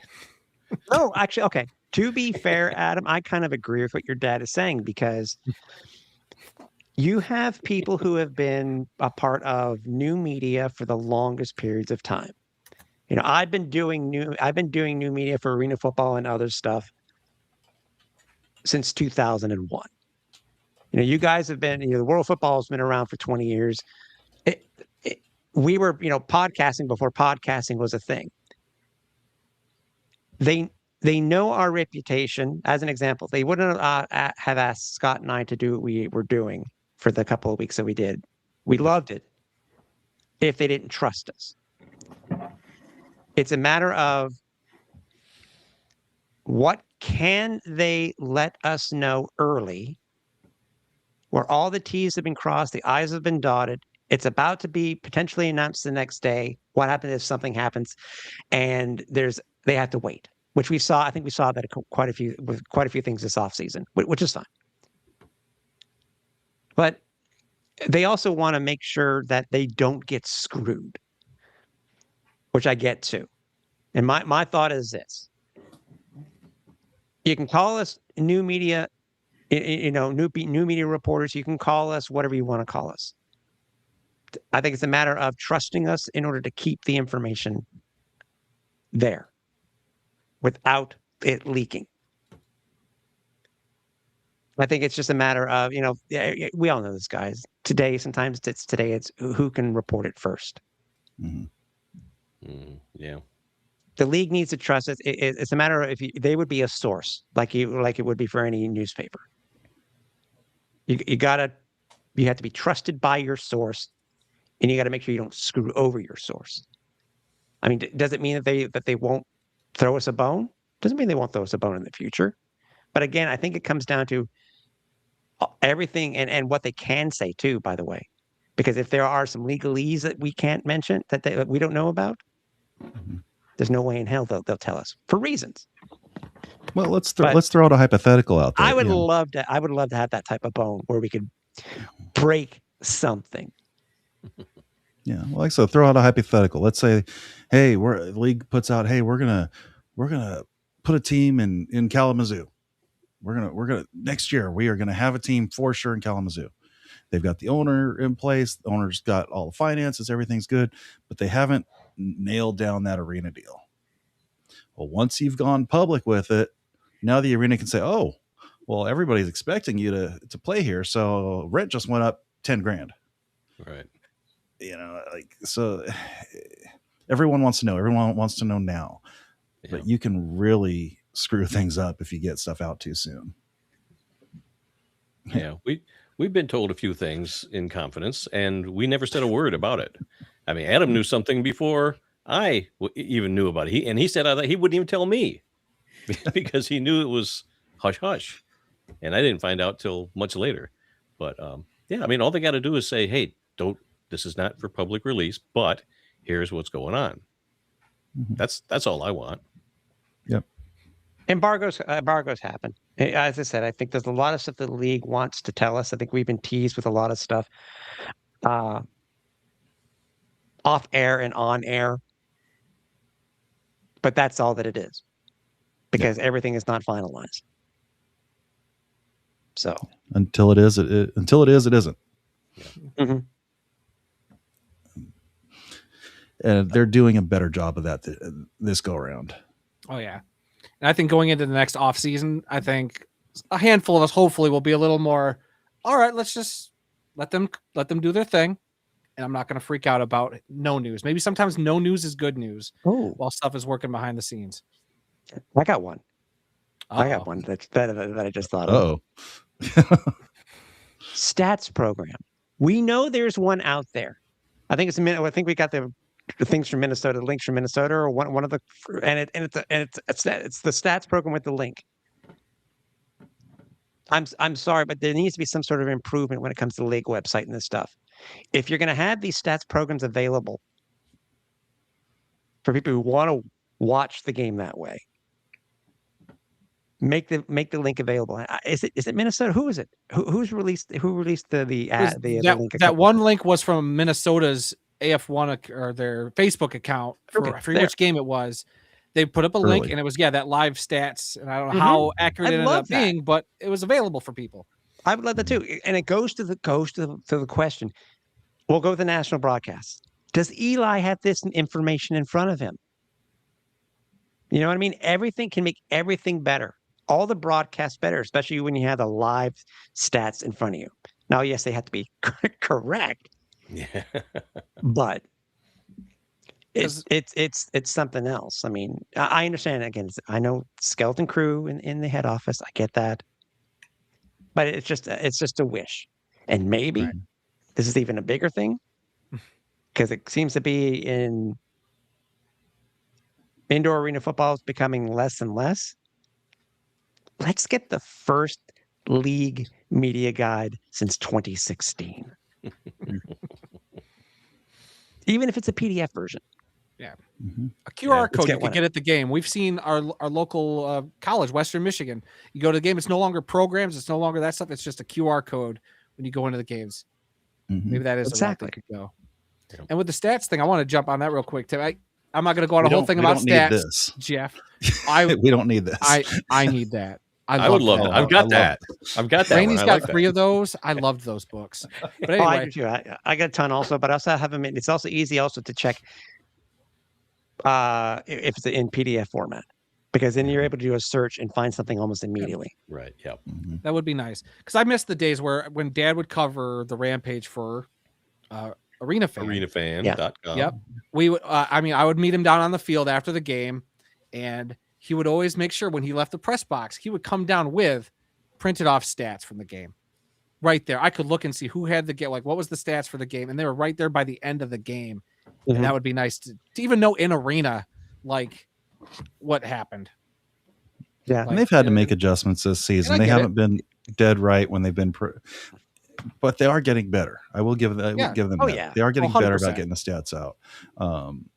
It's again room for improvement, and it was real bad at the beginning of the season.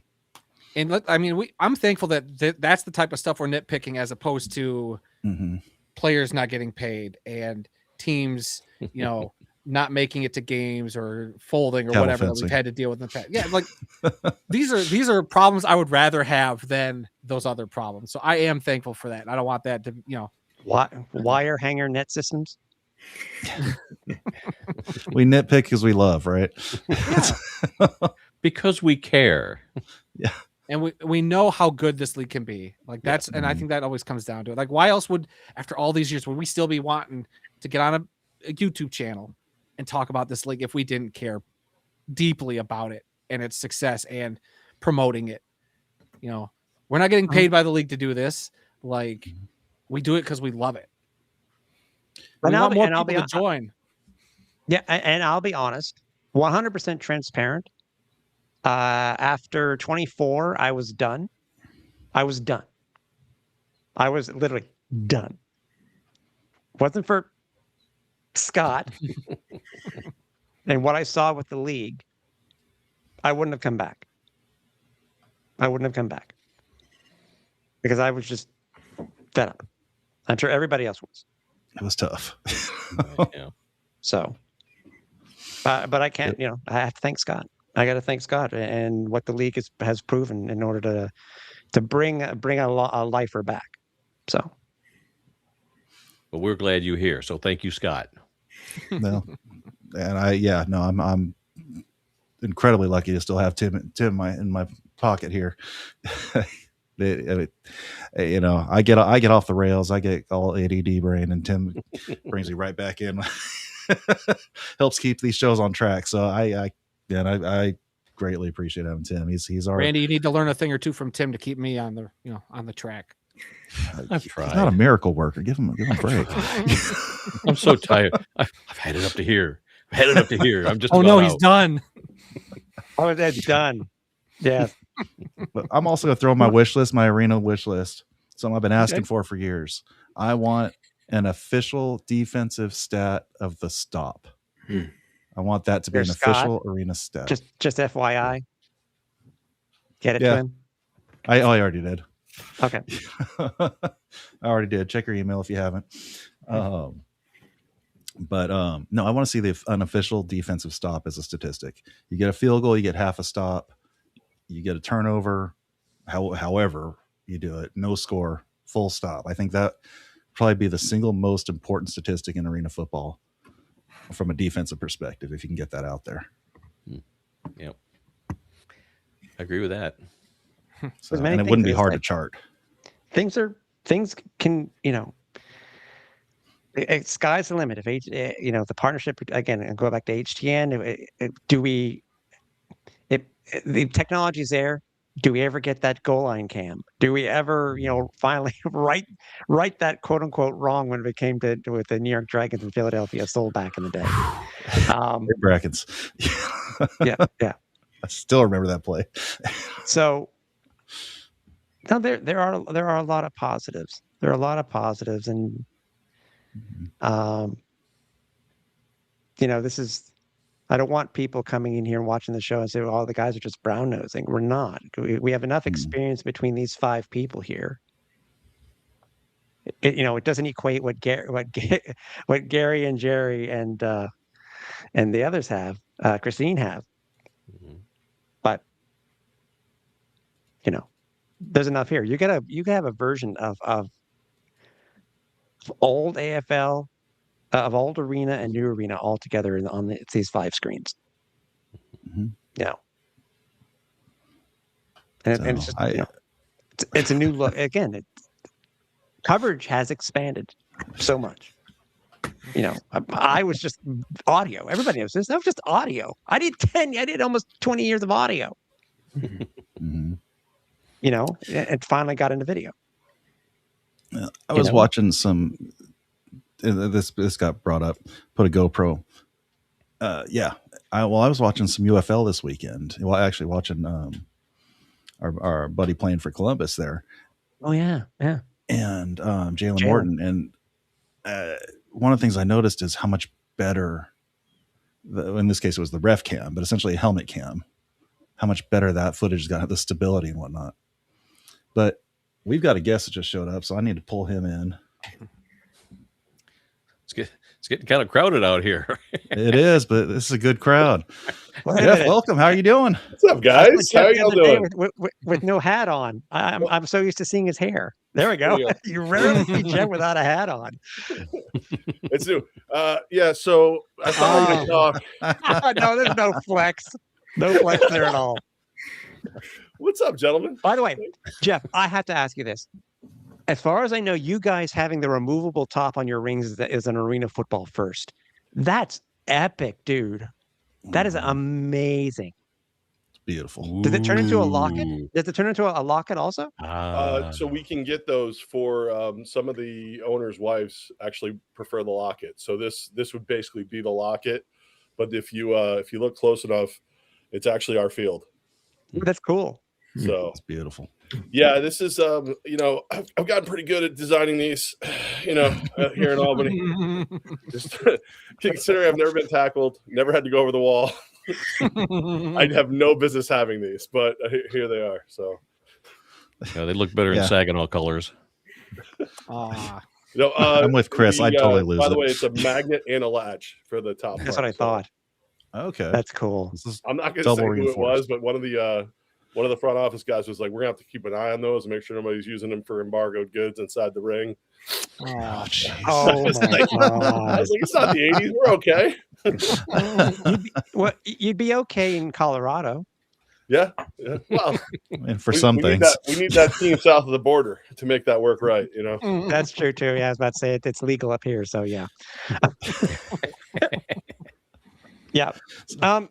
So you've made the transition to the front office now, Jeff. I mean,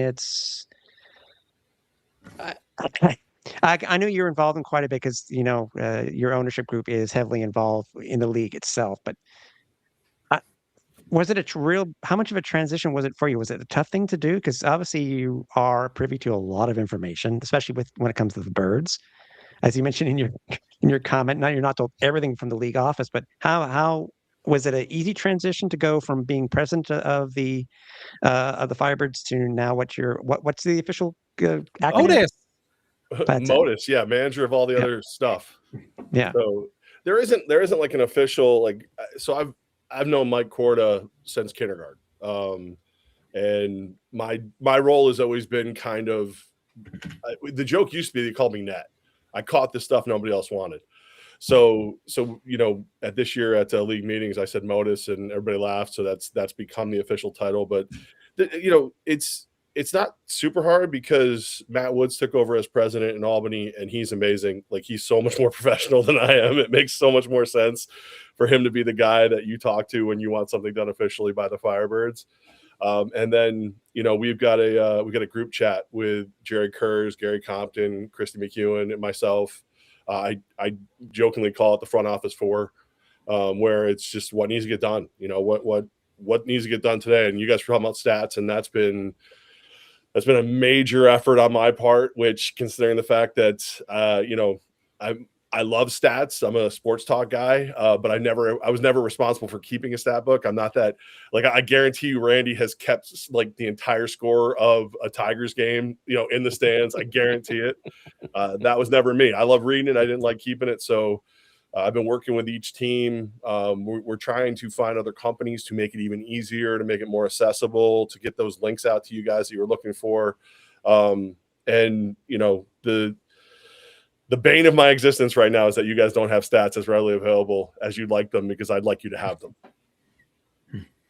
Which makes sense. As I said, I don't know if I would suggest Genus Sports, considering that. Anyways, that's for another day and another we have league a anyways. program. It's now getting everybody like turnover. You guys mentioned the ownership, awesome ownership. Like from 24 to 25 was a huge step forward. And then, you know, the guys who left from 25 to 26, like I don't have any issue with them. I think they left for geographic reasons. They left for competition reasons. And, but the people came in, you know, hard. They're all gamers. Like they all want to be a part of it, but they're finding their right staff as they go. They're in year one, you know? So like if you watch an Albany game, a Kentucky game, a Nashville game, like Kentucky's year one, but are they really? When you have Cedric Walker and Corey and everybody, are you really? You're not really a year one franchise. I don't want to hear it. So, but I think you're guys. That's what I was saying earlier. Yeah, it's just and I say that because I'm scared of Cedric, but you're seeing it. Like they're building their staffs. The teams that have their staffs in place, it's academic at this point. The teams that are still finding the right people to go where they belong, and I dealt with that in 21, 22, 20. We don't mention 23. You know, I've been there, so I know what they're going through. And the cat's going to jump on me.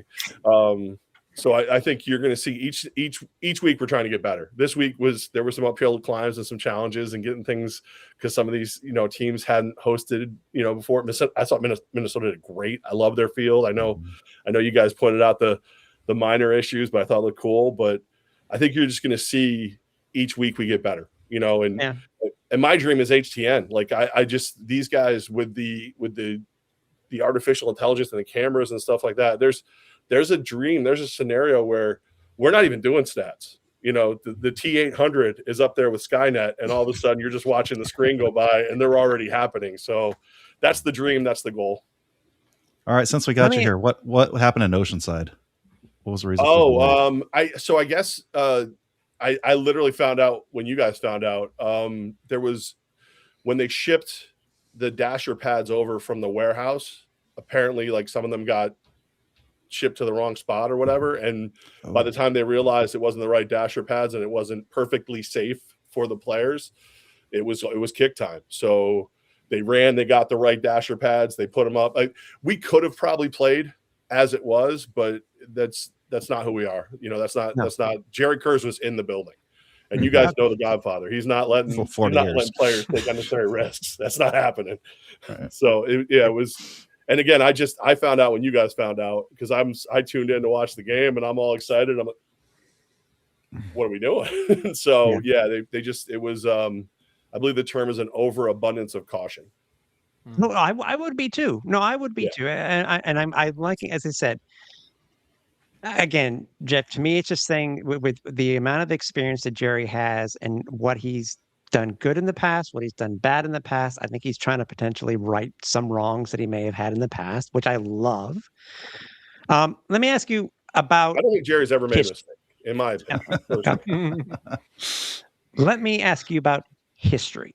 And I think you heard us talk about before. Obviously, Albany... right now has done something that nobody has ever done in arena football history. When it comes to mentioning arena football history, not Arena Football League history, I need to make that clear for everybody. What's the league's view? Because isn't that something that the league, that like Albany would like to promote, saying we now have the longest running streak, regular season streak in arena football history? Is there some lines that you guys are looking to cross and some lines that you're saying, I don't know if I need to mention that at all? It's kind of case by case and almost team by team. Like Coach Arbette just got his 200th win. Yeah. I don't care if that's high school, Pop Warner, 200 wins is 200 wins. We honor that instantly. I believe, Tim, I think it was you who actually pointed out to me that we were on the precipice of breaking that record. And I brought it up to Damon Ware on Flock University, and he kicked me under the table and told me to shut up. He didn't want to talk about those things. So he wants one for the thumb, So yeah, it's case by case, and we just brought Jared DeGroff in, who's our new media guy, and he's awesome. I think as he starts to get all of his, procedures and protocols in place, he's going to start picking the brains of you guys, because listen, arenafan.com, that was my website. I went to that website all the freaking time. And even in 18 and 19, when I was just the announcer on the field for the Empire, I was on Arena Fan reading the stats you guys had from before, like all the things Joe Sykes has done and whatever that. You guys are the historians. And if you don't keep our feet to the flame, we're going to miss things. So I blame you. That's what I'm doing. Like I said, to me, it's always, speaking with Jared and stuff like that, and speaking with everybody, to me, it's a matter of,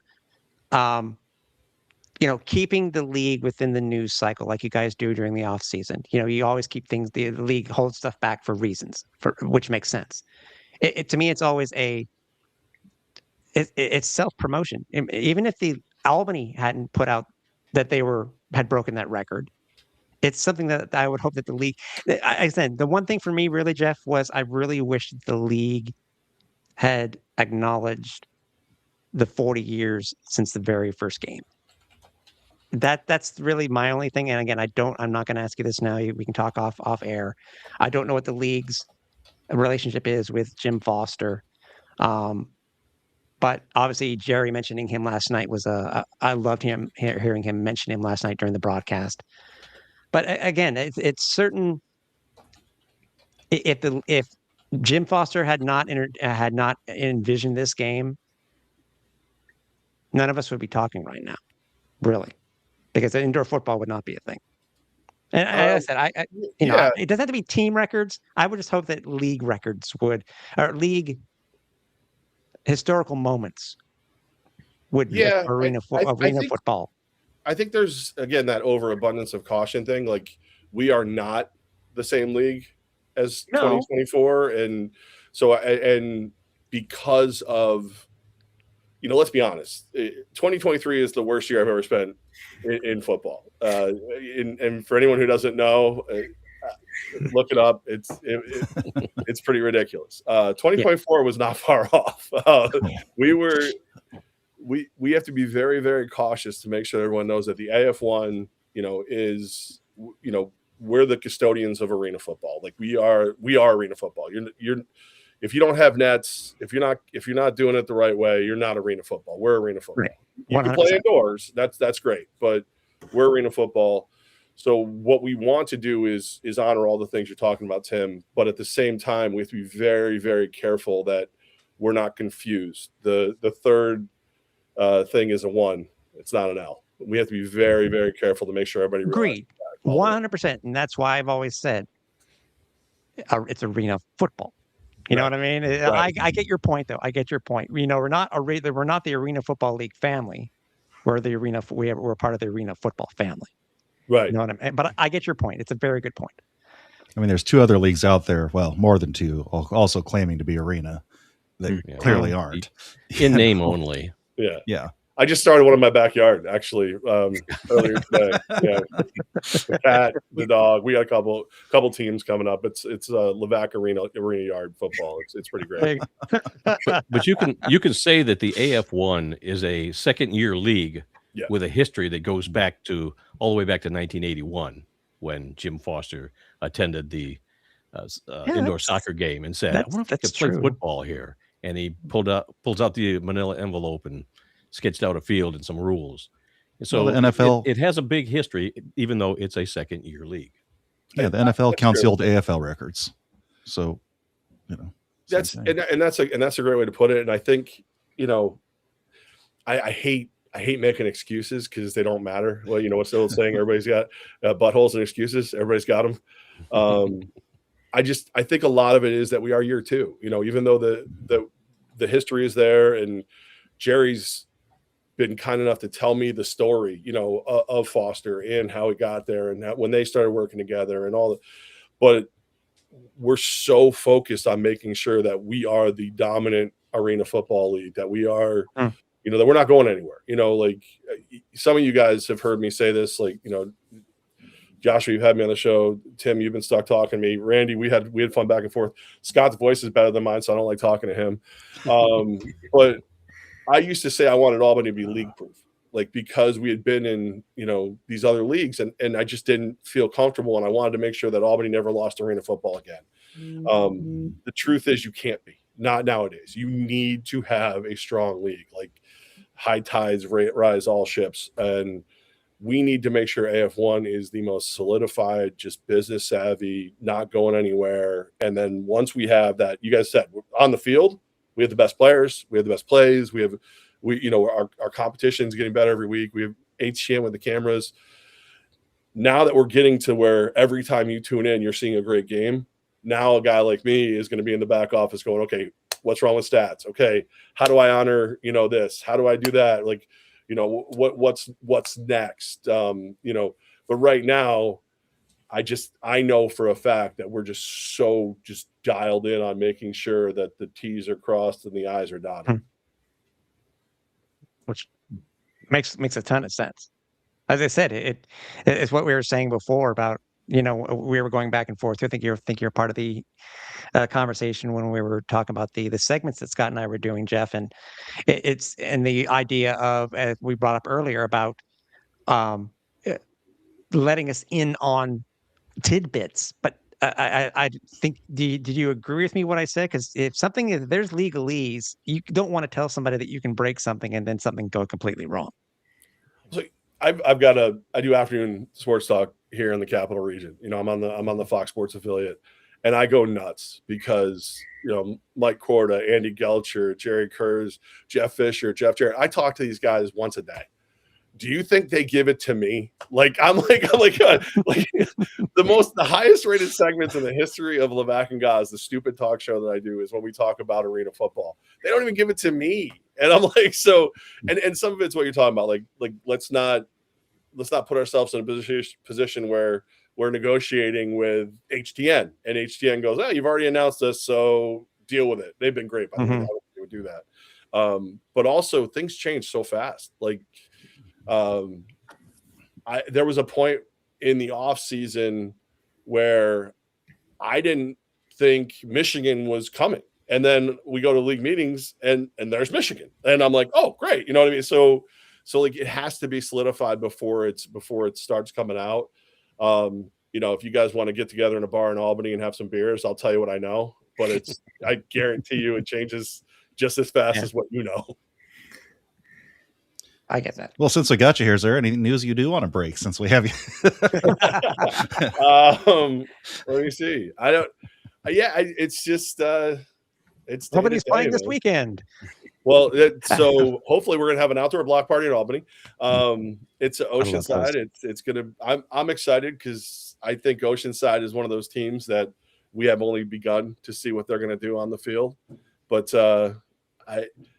more growth. We're going to keep growing. The front office is working hard on it.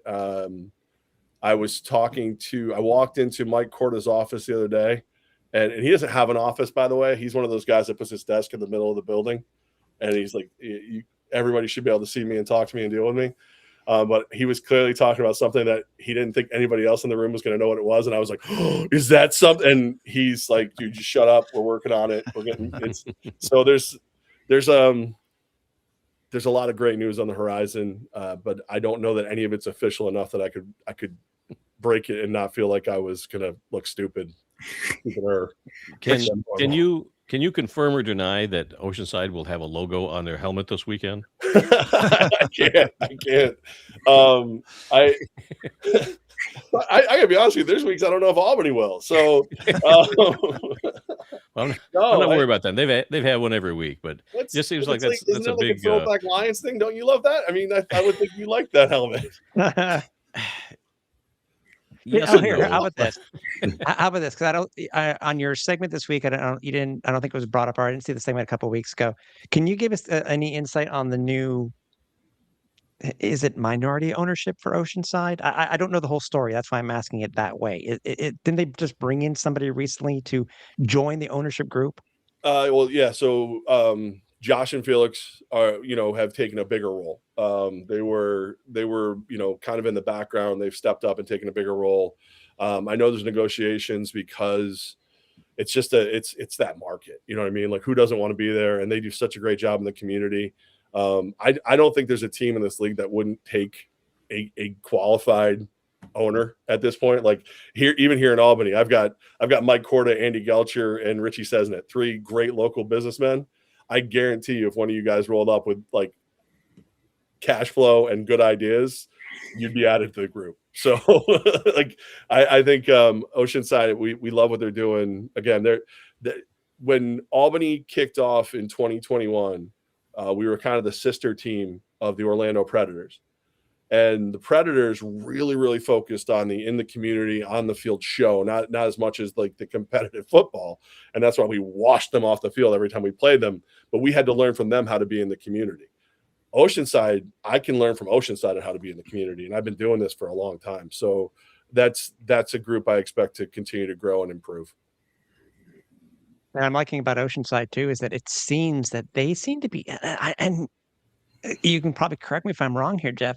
It seems that they're outdrawing the other indoor team that is also housed at Front Wave.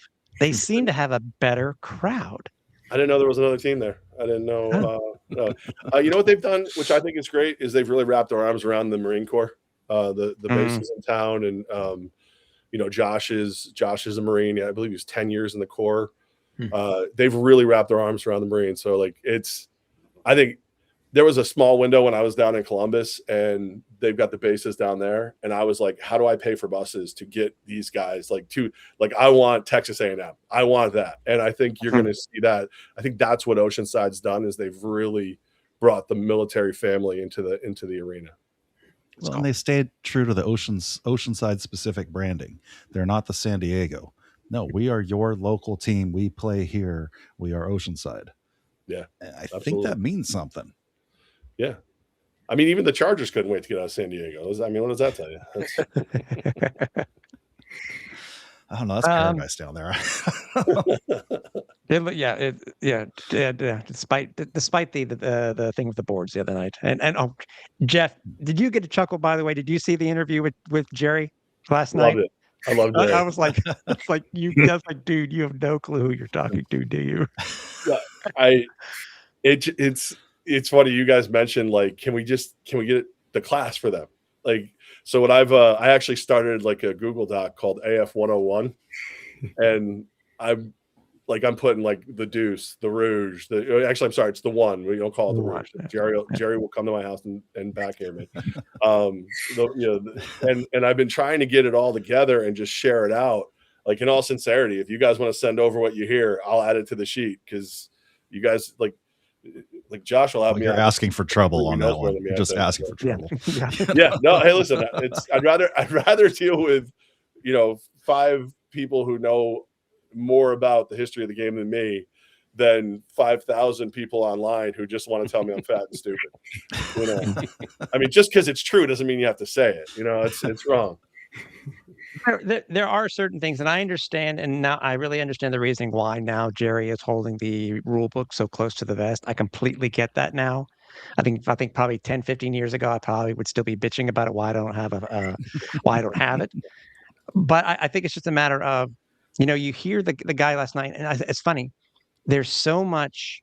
The guys doing the play-by-play in Oceanside seem to know a lot about arena football, but that you don't know when he doesn't know what fan interference is and what happens after fan interference. You know what I mean? I was like, yep. Dude, it's like, I really wanted to text him. I don't have his text, but I was like, I really wanted to text him. I was like, really? It's fan interference. I'm sure he knows catch interference, but he doesn't know fan interference. But still, I said, it's not really a nitpick. It's just like, no, but there were golden moments in that broadcast last night for sure. I don't remember which one of you guys actually said it, but like, I think it might've been Scott, where it's just like, I'm glad that this is what we're focused on. Mm-hmm. It's not like, why are there 5 dudes on the field or I mean, I don't know if you guys remember last year, a team showed up and had to play in old uniforms. You know what I mean? Like, we're focusing on making sure these guys know exactly what they're talking about. And I think some of it is we're in that transition between, a lot of these leagues where it's your side hustle. You know what I mean? Like, for a lot of the people, obviously not myself and ownership and whatever, but it's your side hustle. So now we're getting to that league where we're getting to that size where your other job's your side hustle. Like, this has to be what you do. But we're still like that mentality, that mindset is, it's a bit of a hard route that you got to pull out, And I think as we go, you're seeing more and more. And actually, Gaz is trying to get me to do color on a game coming up for Albany. So if you want to hear really bad commentary, I think it's June 12th. It could be Tom Gozlowski and Jeff Levac in the booth because Andrew Santillo has to go to a family function. So, but again, I think as we get, the more we grow, the more teams, the more sponsors, the more fans and stands, I think you're going to see this become everyone's life. You know what I mean? Like hell, just in the NFL, refs were part-time until how many years ago? So I think you're seeing that transition. And that's why when somebody doesn't know fan interference, it's like, wait a minute, how come? And I will give credit though, because I think a lot of people would have faked their way through it and sounded worse, where he was just like, I don't know what's going on. I want to hear it from the ref. And I respect that on another level too. Oh, for the sure. Oceanside guys cracked me up all season. There was a second older gentleman earlier this year, and he straight up said, "Man, I don't know this game, so you're going to be teaching me all night." like that, they've been funny. I've enjoyed them. But it's San Diego. It's Oceanside, California. It's like 70 and sunny every day. These guys don't go inside until the game starts. So. Yeah. Now we've again, as we've heard, and it's. There's been a lot to like in 2026. There really has, Jeff. And again, it's I don't see how now, including you, just the small group of people in the AF1 headquarters are doing it. I don't. Jerry's at this game, Gary's going to this one, and Christy's going here. I'm just like, man, I don't know how. And it's not, we're not getting any younger. I mean, speak for yourself. I mean, Jerry, man, he's been at it for 40 years, 40 years, more than that. I mean, it's just, it's just, again, I like to see where I love to see where it is now, Jeff. I really do. And it's, well, and the front office is growing too, because now we brought Jared in. That's true. Like I've been moved over. So last year it was the three of them. You know what I mean? Like it was Jerry, Gary, and Christy, like in every market, every weekend, every one of our Vice games, Jerry was there and Jerry was the runner. Like we're offering to pay these 20-year-olds to just run for Vice. And Jerry's like, nah, I'm just going to do it. It's easier if I do it. And Jerry's tracking down all the stuff. So it's growing. It's getting better. Jeff Fisher is, I hear him on the phone with Mike once in a while. And the only thing that sucks is now being the third most famous Jeff in the front office. That sucks. At least nobody's calling you slap nuts. You don't know what happens behind the scenes. No, Jeff Jarrett's been very good to me. Like, he's intense, dude. That's not an act. That guy, he's intense. He wants what he wants, and he wants it right now. And then he'll text me on the side and be like, am I okay? I'm like, dude, it's gotta get done. Like he's a hard driving dude. That's everybody's rowing in the same direction. And we're adding. It's growing. It's getting bigger every day. Is the league going to partner with Vice on Jeff Jarrett's 3-episode series of? Come on, you talk about free advertising for both. If you think about it, yeah, I think it's already done without us. But you can still promote him. You can still promote it. You know what I mean? Promote it and commercials both ways. The commercials both ways, exactly. Is anybody nervous? Like nobody's where I heard it's 3 episodes. Like it's the dark side of the ring. Like, is anybody nervous what we're going to find out about Slapnuts? I mean, The Last Cowboy. Like, I'm a little nervous. You got to remember, I'm 23, and then I know. And then the other wrestler with the beer. Like I'm a little nervous what we're going to find out about Mr. Jarrett. I think it's just the idea knowing that there's kind of some similarities when you think about Jeff Jarrett and what's happened with the AF1 recently. He started his own wrestling company. That's to me, that's the thing to look at. I think it's just a matter of the league needs to take advantage of any positive, type of advertising that they can, no matter what, just the type of story that it is. Obviously, I'm kidding because like he's like and his dad was network. a major promoter. He's a major promoter. He's a champion. He's a businessman. Like he just fought some dude at a Minnesota ballpark last weekend. You know what I mean? Like, really? Yeah. I just the promo is out there. Like he's that guy's nonstop. I had a full conversation with him, and he was in the doctor's office, like he was getting his checkup or whatever. like he's just like he's nonstop. So yeah, I believe that is between. I think it's between the Jeffs, the higher paid Jeffs, Fisher and Jarrett. But I know that we're all going to get behind it, enjoy it. Like I said, I'm joking about it being scary, but like a 3-episode Dark Side of the Ring. Like that's not going to be love letters and roses, man. There's going to be some stuff in there. Like, but I know he's not worried. So I just, I'm a media guy. That's what I do. I get paid to worry. Oh, I'm just looking at this. And if my guess is right on when it's supposed to start, Jeff, the week 2 that is supposed to come on is going to be I think it's the Vice game, Nashville and Albany. That's perfect. What better, man? What better way? I love it. I love it. I'm ready. I got a kendo stick in the other room. I'll go get it right now. You can bring the guitar. I'll bring the kendo. Oh, that's amazing. We'll get after it. Good. That's cool to see.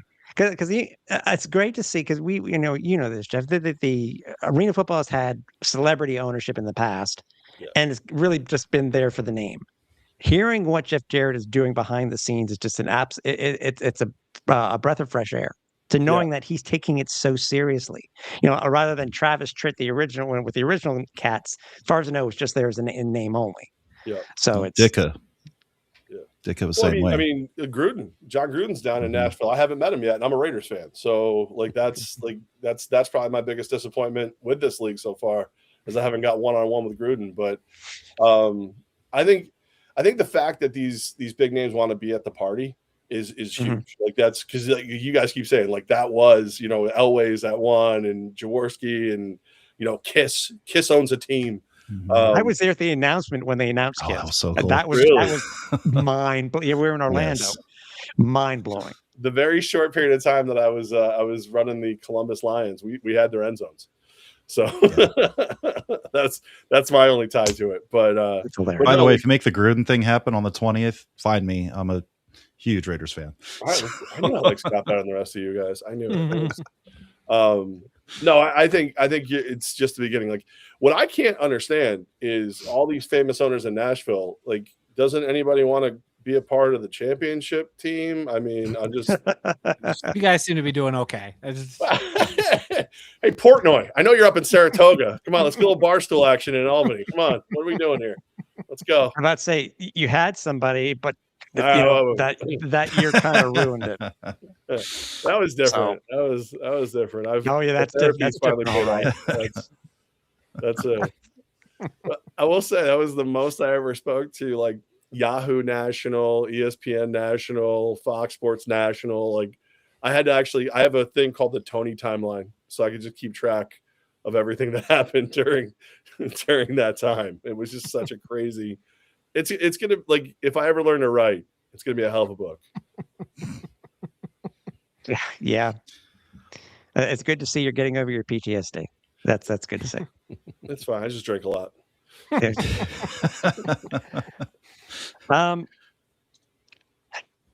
I had one question, if you don't mind me, Tim, stepping in real quick. No. I was trying to think. I'm glad you stepped in.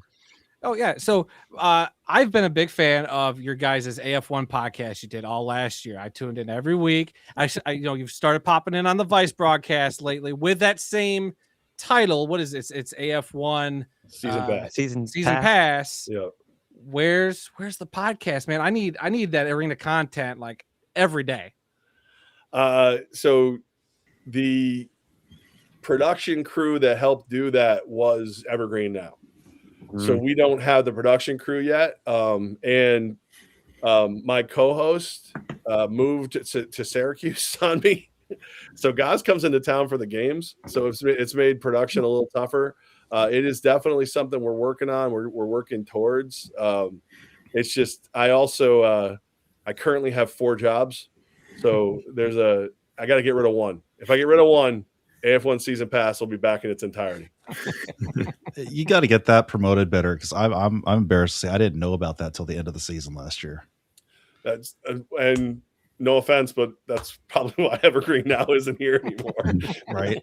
I love. I mean, that's also the league's responsibility too to put that out. The league's putting out a league podcast. There was, as far as I know, there weren't any posts about it or anything.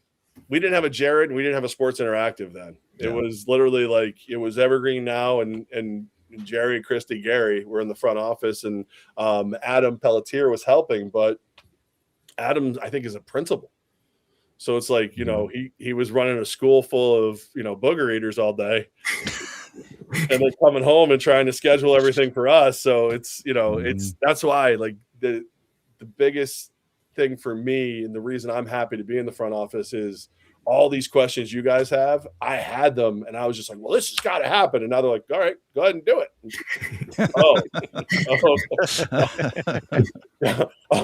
All right. So yeah, but the one thing I think needs to be expressed the most is, Mike Corda, Andy Gelcher, Jeff Fisher, Jerry Kurz, Gary Compton, all this. Like, we went to him and we're like, hey, we need a media guy. Like, I can create content. But you've got me trying to fix stats. You've got me, riding shotgun with Jerry and Gary whenever they need me. And Christy, nobody works harder than Chris McEwen in the world of football. We need a guy. So they were like, okay, they hired a guy. They created a position for the office. So that is not going to stop. These aren't the kind of guys that fail. You know what I mean? These are the guys that are like, okay, if spending money makes sense and makes us better, we're going to do it. And that's why I think you'll see with Jared in the office now. I might have to change it to the front office 5 soon, But I think that's where, to Adam and Scott and your point, where, hey, the league's got to get better at promoting this stuff. That's what Jared does, man. He's got 30, 60, 90-day plans for each team. He's got best practices. We're getting on calls once a week with the media people from every front office. And so it's growing, and some people are being dragged along kicking and screaming, but I've quieted down. So Albany question for you real quick. When Sam came back, how many calls did you get about Josh? Luckily, Damon is the GM and the head coach, but my understanding is the second everybody found out Sam wasn't playing in the UFL anymore, they all tried to get him released from us. They went after Sam first. Mm-hmm. So, I mean, which, why wouldn't you go after the MVP? I believe it was made very clear very quickly that Damon Ware is very happy with his quarterback room. And you're more than welcome to call. But the long-term plan is that Sam is not here next year. And that's not that we don't want Sam. If Sam doesn't have a place to play, Sam will be in Albany. But the goal is for Sam to go back up in the preseason, fight, prove, earn the job, and then Josh takes over in Albany. I know that's the dream for a lot of us, wearing black and orange. How scared were y'all when he got released and then both their quarterbacks go down that same weekend? It wasn't. I've gotten really good at tunnel vision.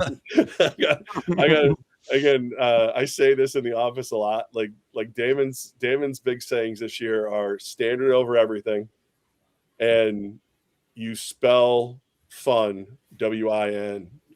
My saying is, in Damon Ware I trust. So every time something happens, whether it be, a player gets hurt or there's a contract thing, or, Trayvon Shorts decides to go play in Vegas. God bless him. Love that dude. I just look over at Damon and I go, what do you got in your bag of tricks now, buddy? And so far he's continued to pull the flowers and the rabbit and the corn behind the ear. He's in Damon I trust. So I was about to say he has some guys coming out who may be coming out of CFL camps. So I'm sure he's gonna be taking a look too across the league. He's so good at that, and he has so many different ways of finding players. That's what I like about Coach Ware. Oh yeah, well you look at Coach Ware. Coach Arbette, Cedric Walker, just the name of J.R. Wells this year. I mean, I love teasing Wells about the gloves because I can tell it bothers him. And he is like my man can talk some smack. He's fun.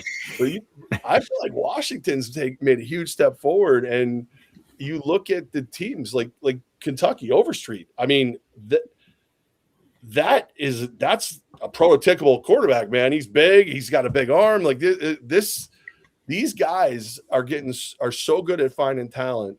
And I don't it's like Cree and Leota. Like it was so easy a year ago to be like, it's going to be Albany, it's going to be Nashville, maybe Billings at one point, whatever.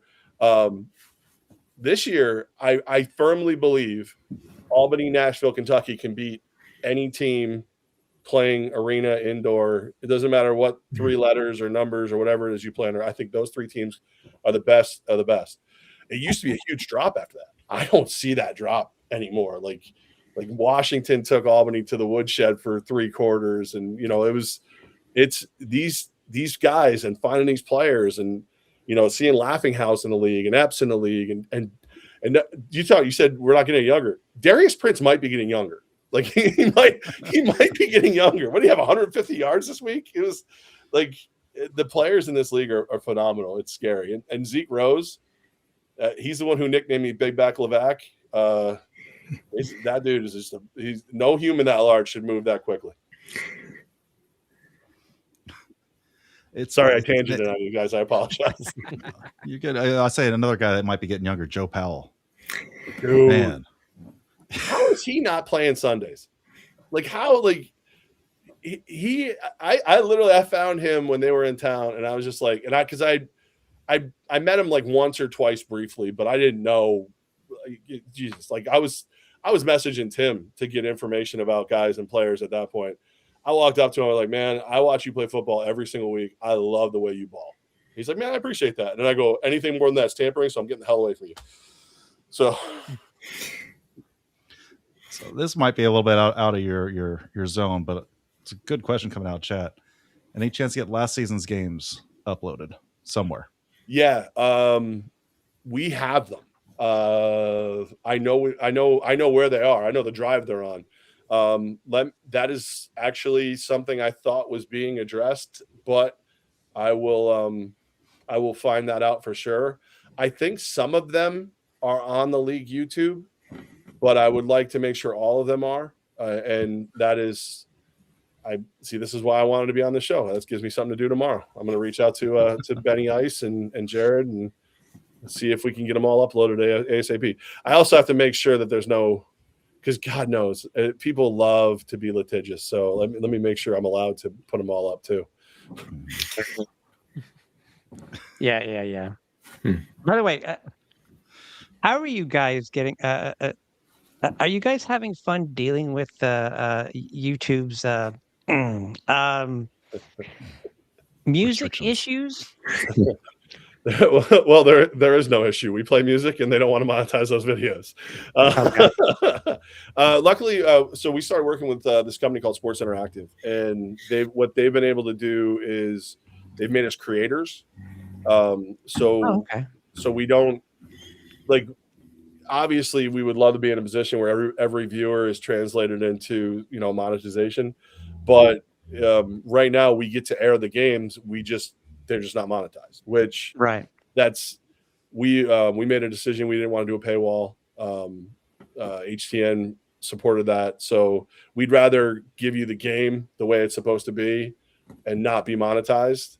And right now everything is, knock on wood, that's what we're able to do. So some of the funnier stuff when the games are on Vice and on HTN at the same time, people don't know that there are, I don't want to call them hot mics, but I'm sure you know, Jeff, how bad it can be sometimes when there are hot mics and you don't remember that they're on. Week 1, Michigan, is that what you're talking about? Yeah. But it's just in general, though. I thought that was Randy.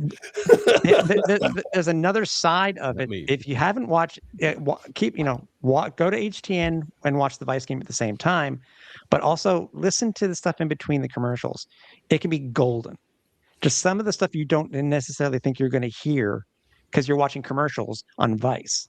Right. It's just another side of it where sometimes something's caught on a hot mic, you know? Yeah, they sent us ambient mics. So HTN sent all the equipment. So the cameras, the headsets, the replay, all that comes right from HTN. So our first home game, somebody told HTN that I was a radio guy. So HTN was like, "Oh, you know audio." So I was the one putting our ambient mics out. I was the one doing all that. And I literally I went to every one of our guys. I was like, "You see that right there? You see that? You stay away from it. That's not for you. Like, I don't want to hear. I don't even want to know. I've heard you guys talk on this bench. You stay away from that." But I don't think everybody realizes those mics are, HCN's getting way better at protecting us. But yeah, there's definitely some gold. Like I said, that first week in Michigan, Coach Liotto, I was like, he's a passionate dude.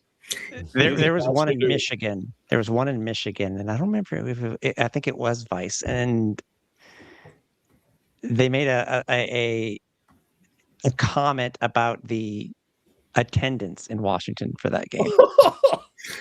So I'll leave it at that. But I mean, it's a hot mic. I mean, everybody gets caught on a hot mic, including last year, and with somebody that's been around arena football for quite a long time. So I mean, was it me? It happens. We say it too. Like in the world of radio, they tell you every mic's a hot mic. I've been doing radio for 30 years. Every 3 years ago, I slipped. I didn't know the mic was on. I was in a room. I said some engineer came flying in. "What's happening in here?" And I'm like, "Nothing." "Oh." "Well, you already know what's happening in here. I just said it." Yeah. Off the wall there, Trey. What standards are going on in Albany that are going to the rest of the league? It sounds like there's a lot of trade back and forth, but is there anything specifically in Albany? Well, I mean, you guys talked about the, staying fresh 365. That's something that we do in Albany. We've got, Ben Nelson, his job is content 365, and Spike. So, you guys know this, the blessing and the curse of arena football is these players are under 1-year contracts. So if you don't take great care of them, they're gone. But in the off season, they're gone. So, we really focus on making sure that we're in the community with, the Flames, our dance team, with Spike, the mascot, Coach Ware, Coach C-State. Yeah, we're out all the time, and that's something that we're really stressing to every other team. I mean, we found out from 21 to 22 that you can spend all the money in the world on advertising, and if they don't know you, they don't know you. So in 22, we made a point to go to schools and flag football games and really go out and see the kids and the families, and we saw more people in the stands. So that's number one is, the standard over everything, as Coach Ware says, and the standard is be present, be in the community, and we have these great partners like our guys. And I speak to this at AF1 college and all that stuff, AF1 University. We used to do gift cards. So like the guys, part of the deal is you feed the guys, like you house them, you feed them. That you take care of them. They're your guests for 4 months, So we used to do gift cards and all that. What we found was it's better if, so Monday night, IHOP in Clifton Park, there's all 25 guys are going to be there at 5:30 eating dinner. So the community can now, if you want to eat dinner with the Firebirds, stop by, say hello. They're getting special meals made for them. The same as, every Tuesday is Hooters. Every Wednesday we go between Outback and Katie O'Byrne's. Like we're in the community each and every night, and because of that, we have now Flock Support, and that's the fan council has been a big part of that. So Flock Support is our booster club. We have Steven and Denise who run that, and they do adopt a player. So now they're giving these guys bags for travel and all this other stuff. So basically, what I just took way too long to tell you is the standard in Albany is just weaving into the community and making sure these are guys that we want here and that the community wants here. And the community is taking care of them. And we want to make sure that everybody realizes that is your best advertisement. is your guys in the community, and then your front office and your mascot, and be at the charity runs, be at the events, be present. Yeah, the late John Pettit of the Iowa Barnstormers always used to say that husbands buy the season tickets, but the wives are the ones that renew it. That's a great one. I love that. And and it really is the case. I mean, my wife loves the game. I think gets more excited as the season gets going than I do. It's like, to me, man, I got to work again. but yeah, no, the wives love it, especially to get that interaction, that fan. When you see your kid getting that interaction. They caught a great photo of my son, actually, Andy with Arena Fan, caught a great photo of my son and Tyler Kolka this last weekend. That's awesome. He's awesome. Yeah. I love him, man. Yeah. That whole family's great folks. They're all they do is just create quarterbacks. Like every single got one a baby now. So give it another 18, 20 years. We got another Kolka coming up. So yep. Yeah, we're not letting Josh leave. Josh is going to stay right here, and then we're just going to keep. It's like a Manning. Yeah. The Kolkas of the Mannings of arena football. No, that wouldn't be so bad right there. That would not suck. All right, guys. We've been going for 2.5 hours, definitely longer than we expected to go. Guys, it's been awesome. Jeff gave some great insight that he could from the AF1 HQ, and it's greatly appreciated because you've heard me say this. I'm sure this wasn't planned. This wasn't. None of this is planned. I heard you guys call me out, and I was like, I gotta get in there. I gotta, If people learn, I've always said this: you learn one thing from this show a week, you're golden. Because it could be Jeff, it could be a guest, it could be from one of the other multiple historians here that are with us today. You just learn one new thing. Mike on? I just all I want to know. Yeah, I'm here. He doesn't get quite as much practice as we do going live. So, but we appreciate you, Jeff. You and everybody in the HQ. It's we are loving. We're loving the transparency, how it's being put out. People may get frustrated, but as everybody has finally learned, there is a method to the madness, and it's done for a particular reason. And just as you've said, as others have been told us, as owners have told us, stay tuned, get ready. It's year 2, and you guys, like, in all seriousness, like, I know Adam and Randy, I gave you guys a really hard time last year for the fun of it when you were coming to Albany for the championship game, and Joshua, you're nice to have me on all the time, and Scott and Tim, you guys. If we don't have you guys out doing what you're doing, we have Chris Sipperly locally who does a great show with Adam. It's just you guys are legit fanatics, and the best possible way. So having you guys out beating the drum for us, and Tim, thanks for sharing the story that after 24 you didn't know if you wanted to do this anymore. It's just it means a lot, and I can't always get back to you guys as fast as I'd like to. And Randy, I'm sorry I can't give you the insider scoop all the time, but I will always be available whenever you guys need me because I appreciate all you do for the game. I'm used to being snubbed by league management, so it's no big deal. What? I would never. I don't even know what you mean. I put my rings on one finger at a time, just like everybody else. Yeah. No, Adam and I have loved the game. Again, like I've said, since 2000, we went to our first game in 2000, and the Rampage lost by 20 points, like 74-54. It was the greatest game we had ever seen in our lives. We were so excited to come back again. And I took my brother back a few weeks later to another game that season. And halfway through that game, my brother had no idea what was going on. And halfway through the game, I turned to my brother and I said, "What do you think about getting season tickets next year?" He goes, "Heck yeah, this is awesome." And we had season tickets. Eventually, I was able to take 3 of my kids, and I was in the press box. The kids were down right in front of the press box, so I could keep an eye on them in the game. And we just love arena football. That's all there is to it. Well, so while you're talking, throw out. Let's say throw out your website. Requesting for the playoffs in Albany. We'll be ready for you. Gary Compton's going to kick my ass for this, just so you know. That is a long drive for us, and Adam and I have already talked. Said if we're going back to Albany again, we got to get a better hotel than that dump we stayed in last year. I don't know where it was, but boy, I saved some money. But The man, was Landings it a Hotel dump. at the Rivers Casino and Resort, proud sponsor of your Albany Firebirds.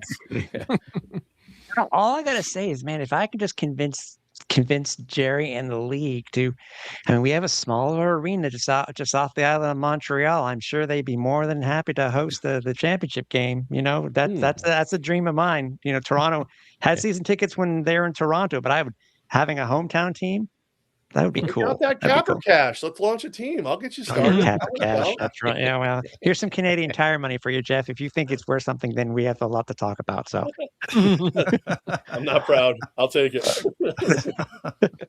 Yeah, I got a passport. I'd come to Montreal for a championship game. Done. I love Montreal. Help me in. I'll So, go yeah, hang out Randy, with all Tim, the you guys guys- in ESPN. It'll be great. Randy, Tim, you guys want to tell us about where to find you and who wants to grab that? Yeah, well, you can find me at Or not Repack. Tim, sorry. Go Go ahead, Tim. No, Jeff. Yeah, I think you're talking to Jeff. No, I meant Randy and Adam. Is what I was trying to get. World of Football Go. World of Football Go, guys. Well, you've got our QR code up there. That will take you again. Scott didn't know we actually have a website. I've had a website for 20 years called theworldoffootball.com, and that QR code will take you to a page on our website that shows me in my high school football uniform when I played for the Maple Valley Lions, it shows Adam in his Pee Wee football uniform when he played for for his high school. And hold on, I didn't play high school ball. I'm going to be full disclosure. That was Pee Wee. You played for your school. You played for your school, and your brother when he played, and then my son-in-law Kyle, who hosts on one of our other podcasts. So you get to see all of us over the years, and then there's links to everything. So Facebook, YouTube, Twitter, Threads. Even Adam does Threads. I don't mess with Threads. You got to draw the line somewhere. No TikTok for us, and the website itself and our merch that we sell. So it's all there from that QR code. But theworldoffootball.com is our main website. At TWOF Kalamazoo across social media. Yep, you're right there in my signature thing. TWOF Kalamazoo. Basically every social media spot we've got, that's the handle. TWOF Kalamazoo. Joshua, take your turn. Yeah, Rebound Off the Net on Facebook, Twitter, Instagram, YouTube. We'll have a show Thursday night, 7:30. So there you go. Tim, anything you want to put out there? Alouettes? If you want to follow me in my escapades with the Canadian field, you can follow me over at Repacked on Blue Sky or on X at REPPACT. So as for AF1 Fan Zone, another site we've been around for about 20 years now. Tim, like so we talked about earlier, graciously joins me on a weekly show that we've preempted for this tonight. Well worth it. But yeah, check us out. AF1 Fan Zone across the board. We just started up a TikTok account. We need folks on there, so follow us there so we can start going live there as well. So the more follows we get there, we can start pushing this stuff there as well. But yeah, Jeff, surprise guest of the night. Anything you want to put out there? Yeah, sorry for crashing the party. That is not how you say my name. Just so you guys know, that's a joke. At the Jeff Levac on X, but most importantly, theaf1.com, because as you guys know, the ball never dies. I thought it was pronounced Levac, guys. What are we doing? Lovac is the right way, but as long as it's spelled right in the check, I'll answer a damn near anything. And even if it's not, there's ways around that. So it's Venmo, baby. Jeff Levac. All right, guys. Thank you all so much. Like so, we've way longer than we definitely planned on going. It's been a blast. I think maybe try to do this again at the end of the year, maybe. But yeah, thank you all so much, and we'll be doing it again. So stay tuned. Take care, all. There, guys.